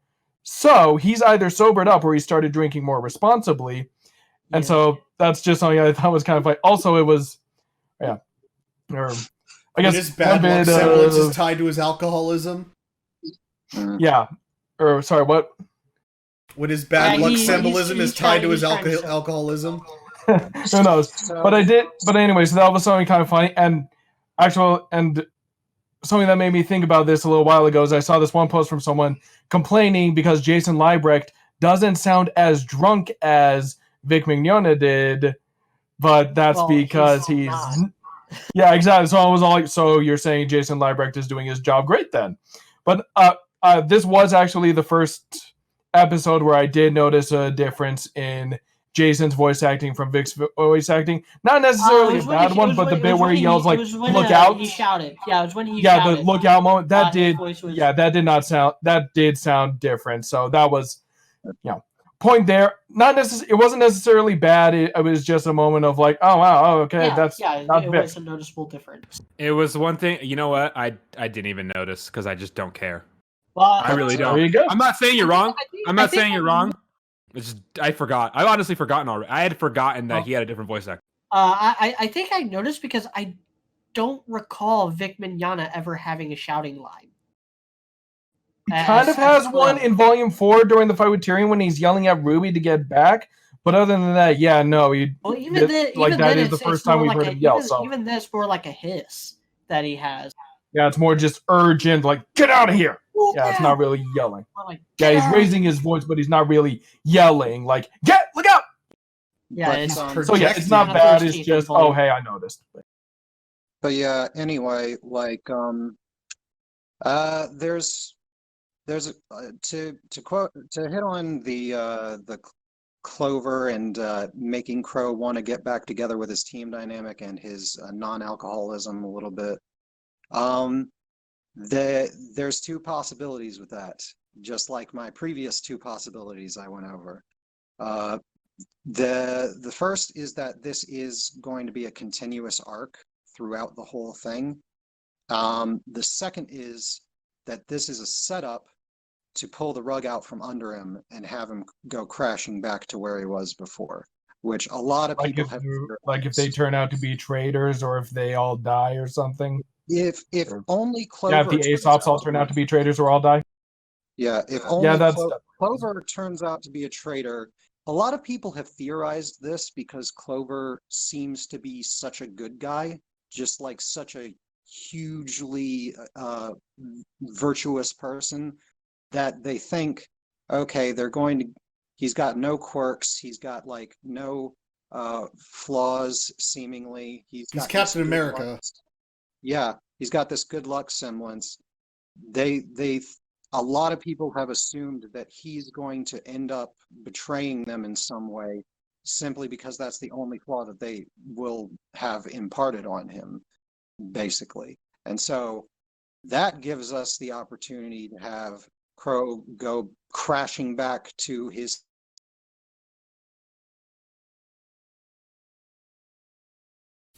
Did you cut out again, Coop? Oh, thought that was just me for a second. Yeah, I can't hear him either. I think Coop died again. Yep, and he died. Don't worry, he's a Marine. He just goes back to hell to respawn. Yeah. Okay. So yeah, like I was saying, that's where was I? I was at what was the last thing you guys heard? Basically him being like too perfect is like his essential character flaw. Okay. Yeah. So like he's too. I wouldn't say too perfect, because I don't mind if they have like a perfect secondary character and just go through with that. But typically, even secondary characters have one flaw at least. And this guy is too perfect, so his flaw is probably traitorism. Well, and that traitorism will, like I said, pull the rug out from under Crow, cause him to go crashing back to his philosophy of not trusting his teammates, and go stressed back into alcoholism. And so he just seems a little too good to be true, maybe. Well, I don't think that's the direction they're going to go, because I think it's going to be just the opposite. His flaw is blindness. He trusts Ironwood more than he probably should. Like, he's going to be so loyal to Ironwood that when RWBY inevitably, like, you know, reveals that she's been lying to him, or if he finds out that she's been lying to him, or they try doing something behind Ironwood's back, he's gonna stand against them, and he's gonna rat on them to Ironwood, and they're gonna get in trouble, and it's gonna cause conflict. That's a good point too. That could easily happen. Any conflict is good, but yeah. So next, I guess we could talk about the action scene, which it's an action scene. We got a new Grim. It's like a megapede from Peter Jackson's King. Yeah, it makes me think of it spits acid. These enemies in like I think A Link to the Past and stuff like that pop out of the ground and just spin around, and you have to dodge them and attack their tails and stuff. But yeah, I don't know, they're cool. I think their goal is mostly to like hit where their armor is in, probably. Oh yeah, one thing I was gonna say actually that I kind of like about Yang's weapon is like the way her minds work, because I feel that that kind of works more. I feel like that works a little better with what her fighting style has kind of become now, where instead of it just being, go in and hit something as many times as you have, it's go in, plant a bomb, get back and stuff like that. So it's still kind of a boxing style, but it's more of an outboxer style than, get in and, hit as many times as you can and hope they don't hit you as many times back, basically. So I think that's, I don't know, maybe that was an intentional thing, but I think it kind of works. So yeah, that was one thing that I noted. Yeah, and I like how the semblances are used here. I like how Ellen uses her like rooting semblance. Vine has like the energy arms, and he actually uses some energy blasts with that. Then Clover has the good luck semblance. Marrow has the what it actually is, or what it actually reminds me of is not Zawarudo, because he only freezes certain targets. He doesn't stop time. What it reminds me of is in One Piece, there's a character named Foxy, who was a very minor villain in a single arc, who had something called the Noro Noro fruit, which shot these fictional beams called Noro Noro beams that would slow people down, or slow down anything that he hit with them, basically making them useless. I actually think this is something that I actually think it might have been, because so he snaps his fingers, says stay, which, dog, of course, but they slow down, and then instantly they slow down. They slow to a crawl. And gets they slow to a crawl. But what I noticed is that then Harriet's the one who runs in and has time to like brush her nose and then attack them. So that has me thinking that it's possible that Marrow also like slows himself down when he does that, which I think is actually really cool. It's there's a for anyone who's read Alloy of Law, there's a character who has that ability and thinks, oh, I'm useless because this is all I can do. I can just slow down these people, but it ends up being really central to how they beat the main bad in that book. Anyway, so that's kind of what I'm thinking Marrow's ability might actually be, which would also make him a pretty good kind of partner for Harriet and stuff like that. He slows them down, and since she's so fast, she's able to take them out that much faster. So it, leaves he's not as exposed for as long. But maybe that's what I was thinking. Yeah, I have read Alloy of Law. It kind of reminds me of Shikamaru's shadow prison jutsu thing. That one? It's not quite like that, but it's a little like that. But yeah, I've read Alloy of Law. I hate Brandon Sanderson because of all of the rest of his books, but that book was actually pretty good. So I like Brandon Sanderson. His books are good. All of his books are either they're long and they're long, but I don't know. I feel like they're. God, I can't imagine writing a super long book. These things are incredibly. They're long, but like there's a reason why they take so long. The Stormlight Archives, especially, it just drags on and on and on. I know, but it's very. Hey, if we were gonna review books, we would have a book reviewing podcast. But we're all Americans here, so we don't know how to read, so we can't actually review books. It is true. I listen to all my books on Audible. It's still national. That is the ecologically friendly way to procure. But no, so that's it's still National Novel Writing Month. So I've been spending all my free time working on my novel. Yeah, I do think I don't know. So I thought that maybe that's what Marrow's ability is, possibly just slowing things down and slowing if you down want as well. To sponsor this podcast, you can just hit us up at Mediocrity4 somewhere at Gmail. That's right. You still have a Patreon, right, Media? Yeah, I do. It's always in the link. Yeah. There we go. Yeah, that's like anyway. That in the Discord are the things that I have set to always be in my description. There we go. Yeah. So then, one thing I wanted to point out, one action beat I wanted to point out is the one with Juniper fighting the Megapedes. So, they're sliding down this like ice shelf that just keeps getting longer and longer the longer the scene goes on. It's in cartoon logic, I guess. But when they see the Megapedes, Vine and Elm like root themselves to like make a defensive stance, and then Ren, Jean, and Nora just charge in and kill them. Yep. And Jean just does like a ground slam thing, and Ren attacks one, Nora has his back. So I feel like, I don't know. I think my impression of this is perhaps that like Vine and Elm were kind of there just like, okay, let's see how these, rookies do. Let's just watch and see what they can do without our help. And then Marrow and they were straight up like, wow, that was a bold approach. They wanted their specialty, or especially with the way Elm's Semblance works. They were probably like hoping to have like a defensive posture, stand their ground against the Grim. Have to come uphill to them also. Yeah, it's over Megapede. I have the. They had the high ground, yes. Where it's like, Jean and them, they kind of got lucky because after defeating those 3 Megapedes, could have easily been like more come up right up out of the ground and kill them instantly. Yeah, and that's what was bold about that. I like that. I like that. I liked how it kind of established a team tactic, which we don't. This hasn't really been talked about much, but every team sort of has its own tactic. You know, the RWBY team has the tactic of being crazy agile and going around everywhere and just hopping around and killing stuff like that.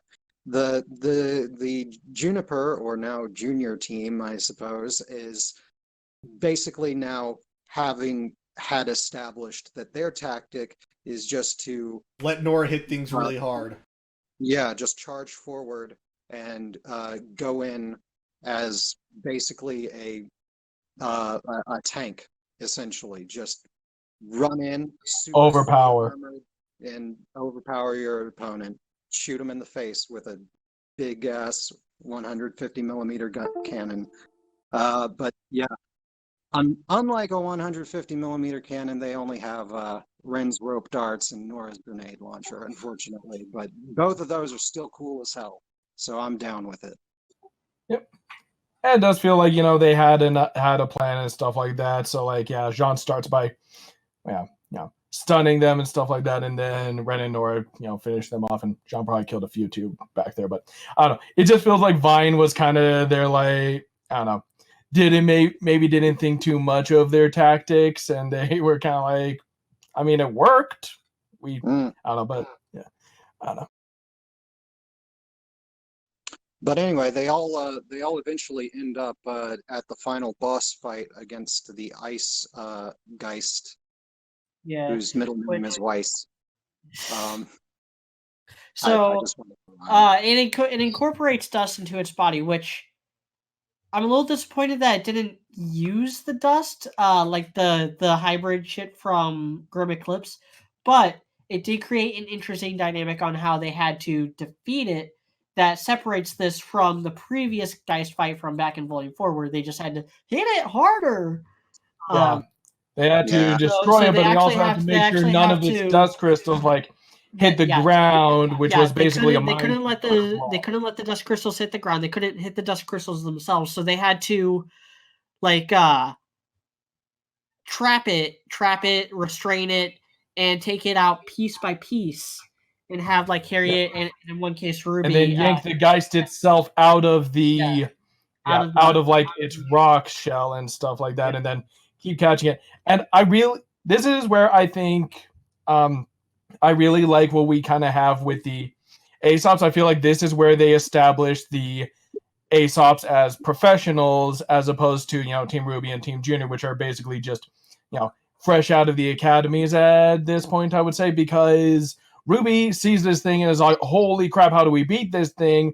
But the Aesops just go right in. So you get the sense of they've probably either done this before or drilled this before. Done it before. They know, okay, we've, this is the protocol. We all know what to do. We all know our jobs. Let's just go and do it. And their communication is just calling each other's names. Like, oh, okay, what's going on? Oh, there's a thing I need to catch that. So I feel like that's establishing that, it's because I don't think that they're necessarily stronger or more powerful or even necessarily, I don't know,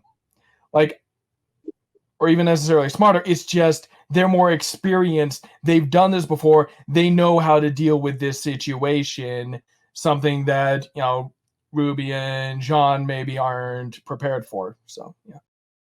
Yeah, the only real criticism that I've seen about this fight is that you have the Aesops team working while everybody else sits on the sidelines. But I'm still fine with that because it's showcasing them. It's showcasing that was what I thought the first time I watched it, and again, second watch, I didn't mind it. It made sense the second time I watched it. You dropped 2 octaves there, dude. It's hilarious. Say that again? You dropped 2 octaves. I am sitting in a different position, and I'm getting... I'm having to actually do work right now. You unironically dropped 2 octaves.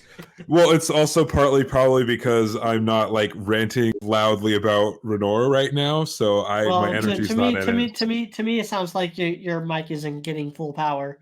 happens to my mic all the time, especially now that I have this. Maybe that is it. I don't know. Yeah. But anyway, so like, I kind of get that criticism because there's no real reason for them to stand back. If I had to come up with like a canonological reason, rather than the meta reason that they needed to show off the Aesops this episode, I would say that the best thing that they could have done would be just to be like, oh, I see, the Aesops are clearly able to handle it. If we try to intervene now, we might interrupt their teamwork and end up actually causing problems. That wasn't outright spoken, and I believe if RWBY had just said that to everybody, then we wouldn't have gotten this criticism about it. But like that's a perfectly reasonable reason, and I would go with that plot wise. And I mean, the Geist And doesn't RWBY even does really get the final Geist, interception. well, and the Geist doesn't even really get an attack off. So like, there's really like all this whole fight happened so fast that like they were just kind of dumbfounded. Like the only one who even reacted was RWBY, and she actually managed to catch the last crystal. But and that leads into Marrow. Oh no! I was gonna say something. I can't remember what it was now. Oops. Geist, Dust, the Semblances. Epstein didn't kill himself. Yeah, Epstein didn't kill himself. God, what the fuck was I gonna say? Innocent. The way they immobilize it, the fact that they hammer its fist into the ground, like straight into the ground. The one criticism I actually have with this episode, as janky choreography. You know, I'm usually the last person to bitch about choreography. But it was so clear that they like either mocapped this fight scene with people who don't know how to throw punches, or they hand drew it, and the people who hand drew it don't know how to throw punches, because you get a lot of like, a lot of like that's not how you throw punches. That is not an effective punch. No. You got It's not just the shoulders and the it's not just the shoulders and the elbows. It's your entire body. Yeah. Yang standing like completely flat-footed, trying to throw punches with just her upper body. It's just it kind of annoyed me a little bit. Okay, so just like the punches in general, or particularly with Yang and Harriet. Remember, guys, if you want to throw a punch, you got to do some leg work too. Also, try to throw a punch at the balls, or just gouge out the eyes. Fighting dirty is much better than fighting clean, everybody. This has been a message from your Marine Corps. Yes. There is no such thing as a fair fight. So, okay. And then the other thing is my mic doesn't. Am I back to normal yet? You are back. Okay, you are cool. back. All right. So then, then it was just the mic. I didn't hear me sound different. Yeah. Sorry. Anyway. I mean, it happens to my mic all the time. Yeah. So like, I noticed what you pointed out like the second time. I didn't notice any of this the first time because again, I don't really care enough. I'm not saying it's not there. It's just something I don't care about. I care about the story more. And like I mentioned in my review, like in a better show, I wouldn't give a fuck. But this is RWBY, and this is like all it going for it a lot of times, or especially early on in RWBY. And so like when that like one quality drops, like I get why people would complain about that. Like again, I get why people complain about it. I'm not going to begrudge people for complaining about that. There are things I will like be upset that people are complaining about. That's not one of them. I get why people complain about it. So, like, I'm not going to discredit anything. I just don't care personally. Segue this week on criticisms people pulled out of their ass. Well, actually, there's kind of two of them. One of them goes along with the criticism last week that people were pulling out of their ass about Dust and stuff. This episode confirmed that they're only using Dust for the first phase of the launch, as we predicted. The other one is in regards to RWBY's Semblance. And I think, dude, you kind of hit the nail on the head with this earlier in this podcast without even realizing it. They're just finally addressing it, because RWBY's Semblance has always been really weird, and they've never properly explained what it actually is. Because we've been told like, oh, it's super speed, it's super speed, it's super speed. But then she also Not turns quite. into she also just completely turns into rose petals, especially from volume 4 onward, and that's what Crow calls it, like bursting into rose petals. And so now we're probably getting, As Meryl points out the obvious. I like that, though. It's actually Harriet that points this out. Yeah, the hot bunny brown girl. Yeah. Mm. So Harriet's like, I've seen before. I think there's, and she just says that there's more to it. So maybe it is speed or I don't know, something like that. I get the feeling that whatever it is, that there's a good chance that whatever it's revealed to actually be, we're gonna have a lot of people, a lot of Arco shippers who are pissed off because they're gonna be all like, she could have saved Pyrrha. It's like, fuck off. I think if they're gonna go like dramatic with it, they're gonna have Ruby figuring out her identity and her role in all of this and what she's supposed to do in conjunction with discovering the true nature of her semblance. Like, I don't think the true nature of her semblance is going to be that big of I don't think it's going to be that big of a deal. Like, whatever, we've seen it enough times. Like, we just need to explain what is actually going on. It's so unimportant. Activates her silver eyes. It does her face shift. It becomes a disco ball of destruction. No, because what I'm drawing inspiration from here is Spider-Man 2. How Spider-Man's own existential crisis was both caused by and affected him losing his powers. Like, and so there's that metaphor that was built up with Spider-Man's existential crisis, the whole Spider-Man No More storyline, with the meta narrative of, oh, he's also losing his powers as he's losing his will to be Spider-Man. Like, it's symbolism at that point, and I think they could really do some symbolism with Ruby's semblance. I think they always could have. I've said this before, that like Ruby's semblance basically is her martyr complex made manifest. She's there to always be the first person on the battlefield. Yeah, yeah, I did. I remember that from RWBY on. Yeah, I also remember Coop, king of all men, which is why you should all read that shit. Yes. Yeah, I am curious to see. Yeah, so I'm curious to see where they go with that. Yeah, I did think it was kind of funny how they're kind of like, oh, wait till they see what she can do with her eyes. I don't know. I guess they wouldn't have fully realized who she was. Although I'm kind of surprised that Ironwood didn't. I don't know. Well, does Ironwood even know about Silver Eyes? I'm assuming he would. It's a safe assumption that he would. Yeah, I feel like that's like, because I'm pretty sure Goodwitch knew, Crow knew, so I'm pretty sure that Ironwood would have known, or at least known about them, and maybe not realized right away. But Crow knew because he knew Summer. Like, this whole Silver Eyes thing is something that even Ozpin didn't fully understand. Like he even says in I think it's volume 5 that where he's, or is it volume 6? I can't remember. Would have to be volume.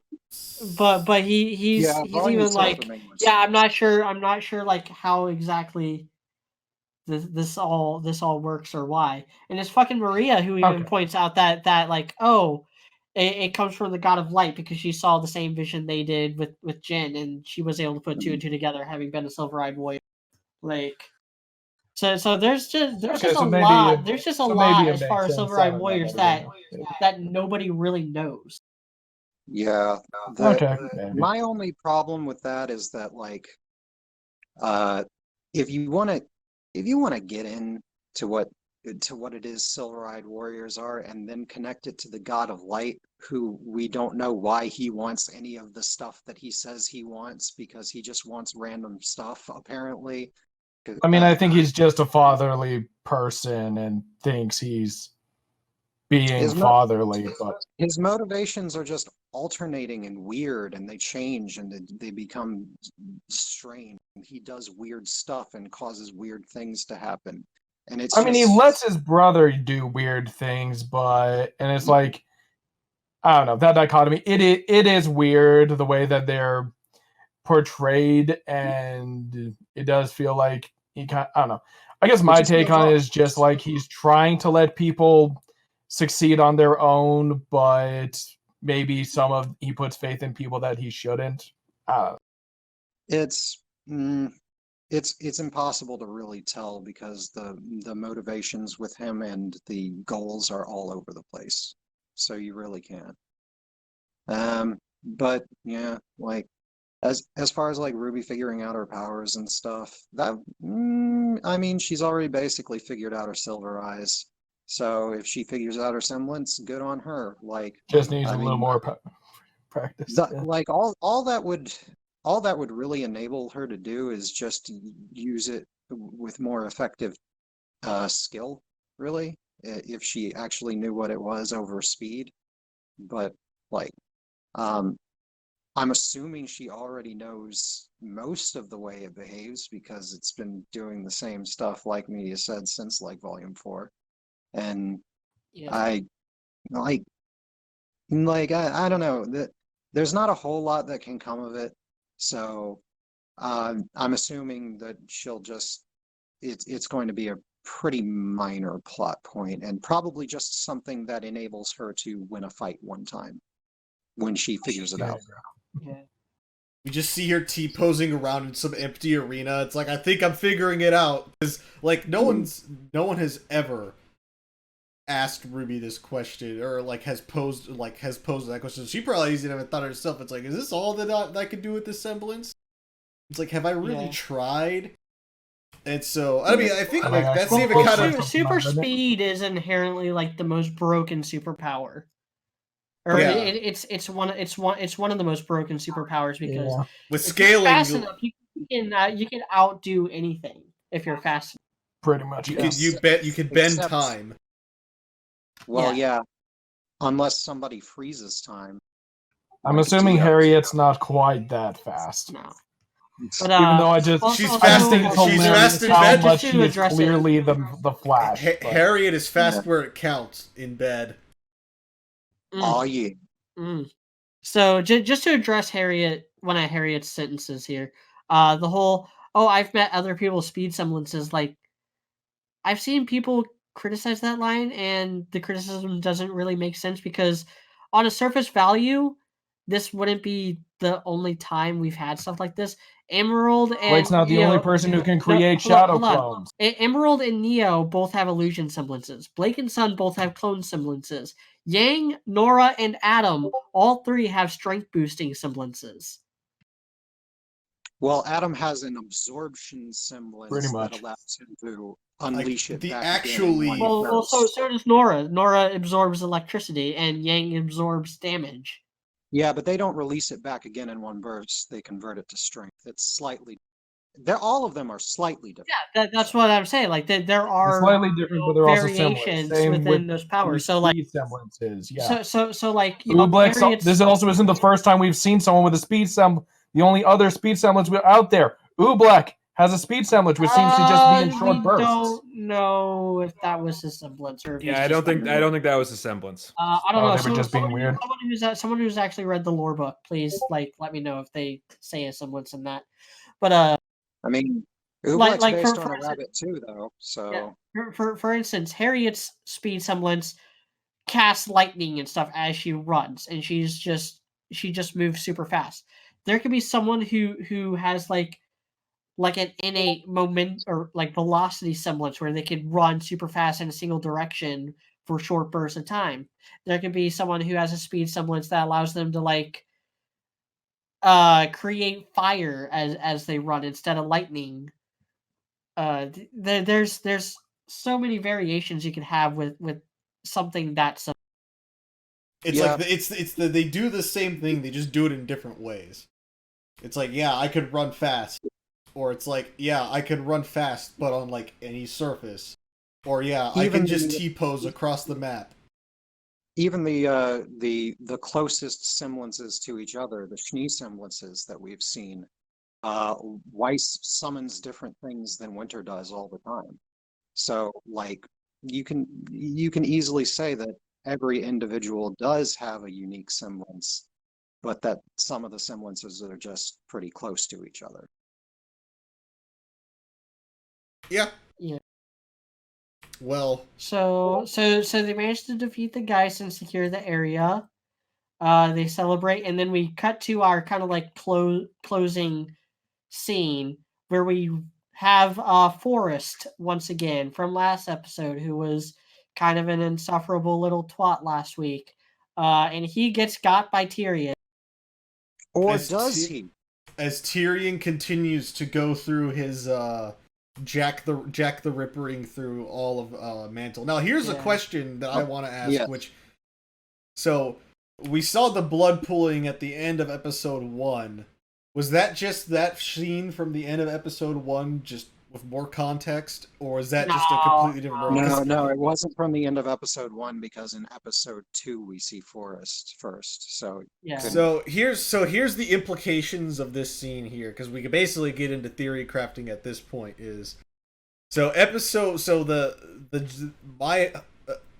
The starting point is basically going to be, this is probably what's going to kick off Robin Hill's inclusion into the story. Yeah.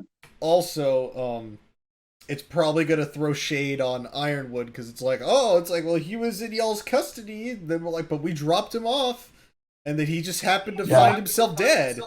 It's like, we did the autopsy. Like, we don't have this poison. We don't got anyone that's got anything like this. We don't even know of any scorpion faunuses in this area. I am curious to see if they, like, first of all, who they're gonna, like, first of all, if they try to pin this on anyone and who it is, probably Ironwood, maybe Jacques Schnee, or maybe they just leave it alone and let, I think Hill draw her own conclusions. I think judging by this and the fact that we see Tyrion fighting Hill in the opening, I think they're trying to pin this. They're either trying to pin this on Ironwood, or they're trying to get rid of the competition in order to keep, things exactly the way they are, so that they can hack Atlas and bring the entire goddamn system down. Yeah. But, I am also kind of curious, though, like, if they find out about what happened to this guy, like, if our heroes find out about it, Crow hears about, we found this guy, like, it looked like a scorpion, like, shoved its way through his chest or something, or like, looks like he was poisoned with this stuff. Like, if Crow's gonna think, I don't know, are they gonna start piecing together that Tyrion's involved, that Salem's involved somehow, maybe? So I'm curious to see how that goes down. Probably gonna see it in the next episode, I'm guessing. But that's one thing I miss about RWBY Rewind, where we don't get insights onto the next episode. Yeah, because if we had RWBY Rewind still, we would probably be able to talk about the teaser, like, in the podcast. Yeah, that second season actually for Volume 6 was pretty okay. Yeah, but so I'm just going to hit on, there's some slight alternate possibilities to this too. One is that Tyrion doesn't actually kill Forest, because we don't actually see him kill Forest. It's possible he just takes him hostage or something, which, why would he do that? I don't particularly know. Another possibility is that he interrogates Forest before killing him as well, which we also don't see. But that would be a pretty good move on Tyrion's part, to ask him some questions about some stuff that he needs to know about the Happy Huntresses, or the current political climate. Yeah. So, like, he did say, I'm looking to, I'm like you, I'm just looking to shake things up around here. So who knows? Maybe he's gonna try and get it in with Hill so he can assassinate her, like, up close or something. But that would be a good way to go for him, honestly. That's not really Tyrion's style, though. He's kind of a psycho. He kind of just likes killing a bunch of people all the time. Yeah. He seems like, if they were going to have I would argue, like, if they were going to have a showdown, he'll be like, oh, they're having their meeting this time. It's like, okay. Walks into the meeting, and it's like, well, I guess it's time to start killing people, as he's sitting there wringing his hands and just goes to town on a hall full of people. Right before he goes to town, though, obviously he would be sitting down, and he says, hey, You want to hear another funny joke? I'm gonna make my I'm gonna make my stinger disappear. I feel like we've made that joke before. Have we made that joke before? Yeah, we have. There's a new Joker movie out now. We can make it again. It's beautiful. There we go. Yeah. Hopefully we're good. Yeah. I don't know. Hopefully whatever it is, we're gonna find. I don't know. Who knows? Maybe he shows up at a party. Jean spots him, and he's just like, "Hey, buddy, what's up?" Drop some sort of like I don't know, because we still haven't figured out what his interest in Jean is. So drop some sort of hint, and then it's just like, okay, now I'm gonna start killing people. I feel like that's just a plot point that they put down, and they just completely forgot about. I would gamble. I really hope on not, that. but maybe. I don't know. Jean needs another nemesis besides Cinder, but. Anyway, dude, you got any opinions on this? I mean, I don't know. My guess is he did kill him. I see why, like you're saying, like it'd be a better move for him if he did other things. But again, that's like as you said, that's not what he does. He kills things. Yeah, so I just float out all the possibilities. Yeah, no, and you're not wrong to do so because you're right. We did not actually see him get killed, and we didn't hear like a shing, like the thing actually going into the guy's body or him yelling or anything. So we didn't hear it either. He does yell. Yes, he does yell in fear, but that's not the same thing we as don't really hear him go, yelling. We don't hear death. death. Yeah, we don't hear because, death. Because the last thing is the tail like going towards him. Yeah, which why we're thinking he's probably dead. But like I'm going 90% dead, but I'm not saying Coop's wrong for thinking of these other maybe he just decided to spook him, like stick it right there.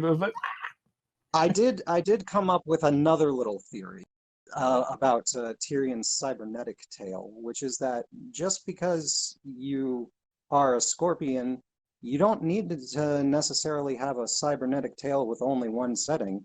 You can switch between poison and anesthetic, and maybe instead. So like he kidnapped him. Yeah, maybe instead of killing somebody, you can just knock them out with your tranquilizer. Or just a low dosage of poison. Yeah, and speaking of which, I mean, he did try to use that. He did try to poison Ruby when he was supposed to be capturing her. So maybe his plan. Hey, Jamie, look it up real quick. If you could get high on Tyrion's poison, if it's given to you in like super low doses. Oh, you can. Oh, you can. Thanks. What's his name off the Joe Rogan podcast? Actually, have you done DMT? I just thought of this actually. The best thing he could possibly do is load his tail with ketamine and cause a ketamine addiction in anyone he captured, making it so they have to rely on him to get more doses. There we go. Ketamine Tyrion. Ketamine I have. Asleep you are. Oh, that's my favorite meme that was posted on the Discord recently with the baby with the Yoda baby from yeah. Oh, what are you doing? Boomer, okay. Oh, listen here, you little shit. That's the best Boomer meme so far. I'm gonna be honest. But anyway, if that's all we got, that's all we have. I got some questions and stuff. Oh yeah, I do want to. Can I just go over one thing real quick? Sure. Yeah. I've actually been quiet for a while. So the thing is, I was saying, we've been talking about wanting actual writers for a while, and these last 2 episodes have made me happy because I talked about this before the podcast, but like these episodes like haven't been super amazing yet, and you know what? That's okay. Like they're kind of near the beginning of the season, but they're not actually the first episode, so that's fine. Like we'll get crazy stuff probably later, but I like so far what I'm seeing, and so far I like this like even in like volume 6 where we really liked episodes, we had a lot more to complain about, honestly. Like there's a lot more up and down, and I will take this consistent decent RWBY over like the lows of volume 5 and the highs of volume 6 basically, and even the lows of volume 6 too. I will take that over that any day, honestly. Like that's nice. So that's why I'm cautiously optimistic about everything. And yeah, please don't kill my hope. And actually address Renora. Thank you. Goodbye. Well, So we can. Well, I'm not actually leaving, but like that's all I have to say. So the first question we have is from G-Boy Gamer on YouTube. Say, okay, but where is Team Funky? They're probably around, like helping like secure the border and shit. I'll be honest, I would actually be okay if they just showed up. I'd be fine. Yeah. Just Neo and Flit. I'll tell you exactly where Team Funky is. Team Funky has decided that due to the economic crisis, people are attending the bars more often. So they'll switch over to being DJs and make a ton of money from those gigs. That's exactly where Team Funky is. Yeah, there we go. Neon Cat is just handing out LSD and DMT. Flint accompanies her. I guess we might actually see them like when we actually get to like the dorms and stuff. Like I know we're gonna get. I'm assuming we're gonna get one episode, kind of like. If they don't show up, I'd honestly be kind of episode surprised. That it sounds like we're getting a graduation episode. So maybe they'll be. I don't think they're just like, how are you guys so much better than us all of a sudden? Well, they're not part of the school. Who's graduating? I don't even understand that. Where the fuck did that come from?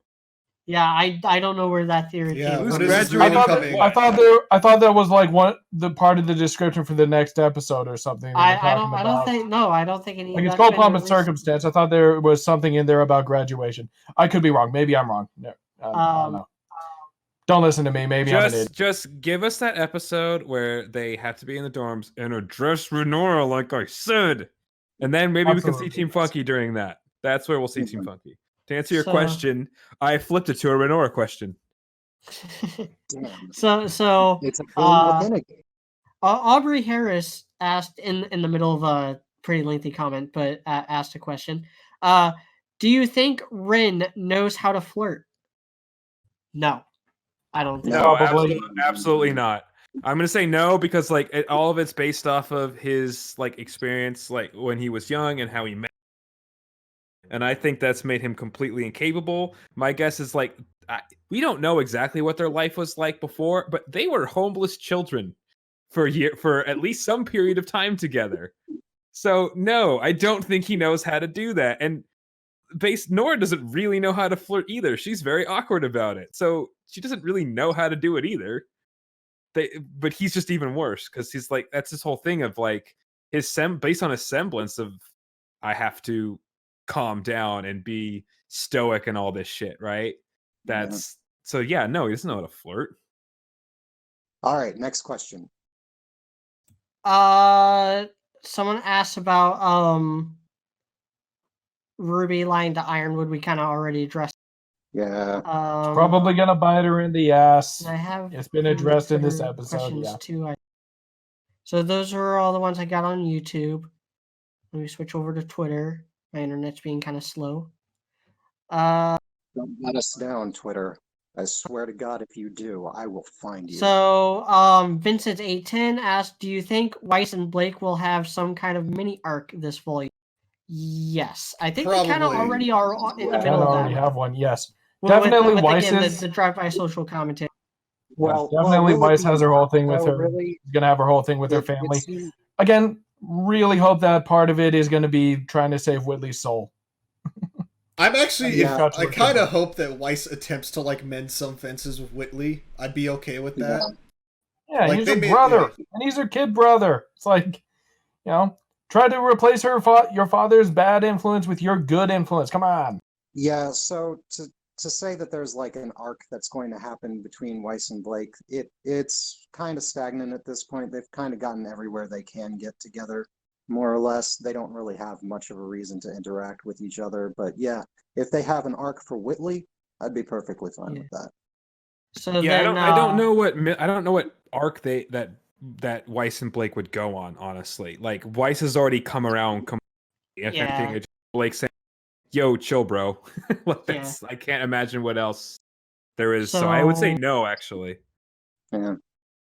So then, last question. Adam Oghabi asked, I'm just asking you all after Volume 7, Episode 3, if you actually believe in Faunus discrimination in RWBY anymore, because I really can't see a good reason for the White Fang existing based on Atlas so far.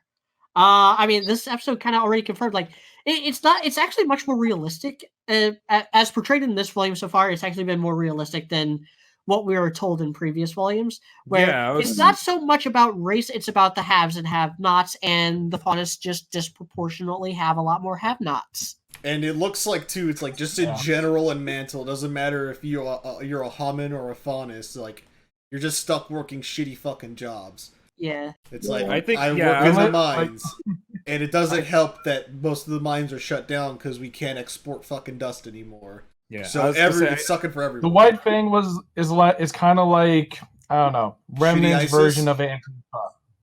I was gonna say I think I do see like this volume has shown the opposite of what the question asker said, because I do see I see reasons why. I mean, this is where Ilya's parents died because Yashni, neglected his workers and stuff like that. You see, it's one of those things where it's showing haves and have-nots, but yes, they're disproportionately more Faunus. Why? Because it's like America. If you know anything about American history, the reason why there are more African American and Hispanic have-nots is because up until, actually you could say even till this day, there was discrimination to the point where that's why they are still have-nots. There was you look at Boston public schools, like black people in Boston were only allowed to live in certain areas, and there were only 2 public schools black people were allowed to go to. So if there's a lot of black people in one area of Boston, that might be why. So it's the same kind of thing. As far as race relationships in America go, everyone likes to point out to slavery. I think we're way beyond slavery, even like 50 to 100 years ago.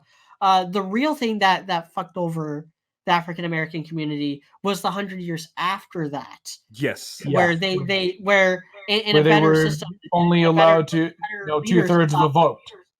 That was during slavery. Never mind. They just segregation and Jim Crow. By the way, they counted just to go on a quick tangent here. The 3/5 compromise was actually to take power away from slave owners, because slaves were being forced to vote alongside their masters, and so the 3/5 compromise was actually made by the Abolition Party. And they didn't have they didn't have 3/5 of a vote. They counted as 3/5 of a person. Yeah, which is a lot. Which is even worse somehow. And that was for the Electoral College. Yeah, exactly. So it was the Reformation era, because the way a race or whatever or a group of people get out of poverty is through generational wealth, and the African American community had their best opportunity to build generational wealth taken from them because of segregation. And they're just now starting to get back to that, but now the culture is a lot of their culture in the urban centers and stuff is so against generational wealth that they're not doing that. And it doesn't help that a lot of blue collar jobs that were in these large cities have disappeared. This is how it works. And if you want more digestible version, listen to Jay-Z's The Story of OJ, because that's what that song is about. So basically what you do is, instead of blowing your money on drugs or prostitutes or strip clubs or whatever, like a lot of cars, people, like a lot of poor people do, you buy stuff that accumulates in value after a time. You buy, paintings, property, have good stuff credit that you can pass on to your kids. That's how you build credit, and then you pass that on to your kids, and they keep building it up, and then they pass it on to their kids, and that's how I'm going to use him as an example. Is a fucking genius. Two to 3 generations. The Trumps went from being this dirt poor immigrant family to being this multi-billion-dollar family in 2 to 3 generations, just by using generational wealth and knowing how to spend their money. And to be fair, in terms of, I don't know, everybody kind of talks about, what Jacques Cheny does in the SDC and how it's basically slavery. It's actually more like, what's the word I'm looking for? Indentured servitude, which was basically what led into slavery, where you hire people. Well, that was post-slavery. It was indentured servitude. Yeah. Okay. Well, I think it was both. It was post and pre. but yeah, basically, which is basically just you hire someone, well, but you indentured also servitude did don't not pay lead them beans and you make them dependent very on different. you. Indentured servitude did not lead into slavery. Okay, chattel slavery is not anything like indentured servitude. Is not even close to similar. Indentured servitude, the person volunteers with, and the point of indentured servitude is because you use that. White people, Europeans, used that to come over to the United States because they knew they would eventually be freed of their indentured servitude. And that's how a lot of. Well, I always thought it was. And that's how a lot of journeymen like learned their trades, like especially in the pre-industrial revolution, is they would become indentured servants to the local blacksmith or the stonemasons guild, and they would essentially work almost for free as apprenticeships. Yeah. But anyway, like I always thought it was that like indentured servitude, like they were, I don't know. It tended to favor like white people more than black people that actually did what it was supposed to do for general. white people, but for the black people that came in, it was just a way to get slaves. The big difference between I guess I'm wrong. servitude and slavery is that slaves were treated as property, whereas indentured servants are actually treated as people and have votes and shit. Yeah. Okay. I think we're about ready to wrap up here. Yeah, that was a tangent and a half. Yeah. Sorry about that. Yeah, sorry. I do actually. I've actually been contemplating making a separate YouTube channel for educational stuff. I was gonna say we do have two future videos. There are two future teachers on this podcast. Yes. But, and we've got 2 internet shit posters there too. Yes. Also. And then anyway, just to voice my opinion on the whole fleshing out of the Faunus thing. Weiss Pride, Atlas Wide, kill the Faunus, race war now. And that's it. Let's get Skelter this bitch. What are all of your final opinions? I like the episode. It's a little sloppy in some areas, but it's still good. This was the best filler episode we've ever gotten, but it has some important stuff in it. Yeah, this was a very... Address for Nora. Address for Nora. Address for Nora. Absolutely. Nothing else to say. A very okay episode. I think this has been a very okay volume, which is good compared to, I kind of like we said, it's not, or maybe we said this before we started the podcast, but we would rather have, a consistently okay volume and like have all of the volumes be consistently okay than have, these giant highs and lows kind of, then basically we'd rather have okay volumes than ever have another volume 5, essentially. Yes. And even though this is okay, it's still better than most of the first 3 volumes, honestly. So, it's better than the worst parts of the first 3 volumes, I would say.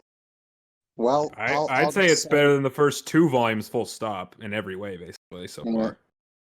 I'll just say that, of the 3 episodes we currently have, I like episode 2 the best, I like this one after that, and I like episode 1 the worst. I think this one's perfectly reasonable, just like you guys said, and if we get... The only reason that I don't like it as much as episode 2 is because we don't get quite as much character stuff, and the character stuff we do get is a bit annoying in the beginning with the shipping shit. But other than that, the action is reasonably on point, and I like the weapon upgrades and all of the pragmatic upgrades to all the characters that are done. This is an episode that will look better or worse in hindsight. Like, it'll very clearly be seen in hindsight whether they actually address all of these shipping things and what else they do with some of the other points. Like, it could either be, okay, look, this is the beginning of when they're going to address all this, or it's, oh, look, it's the beginning of when they start teasing bullshit again. Yeah. So that's so that's all. Thank you all for watching. If you like this video and you want to see more, like, comment, subscribe. Hit that bell notification, or that notification bell, because subscriptions don't actually mean anything. They won't show up anyway. Fuck YouTube for the whole COPPA thing that's going on right now. I'm not even going to get into that. Support me on Patreon. I also have fan fictions. You can find me at Mediocrity4. Follow me on Twitter at EA Mediocrity4. And join the Discord. Links in the description. Yep. Shit. Like I said the last few times, I'm making the RWBY rewrite that all the people on the Disky at one point pretty much helped out with. And it's finally going up on fanfiction.net. So check it out under Coop DM, the author. And it should be up on Friday. So right before this. Yep. Anyone else got anything? Nope, that's it for me. Y'all have a good night. Then have a good night. Address for Nora. Address for Nora. Jeffrey Epstein didn't die.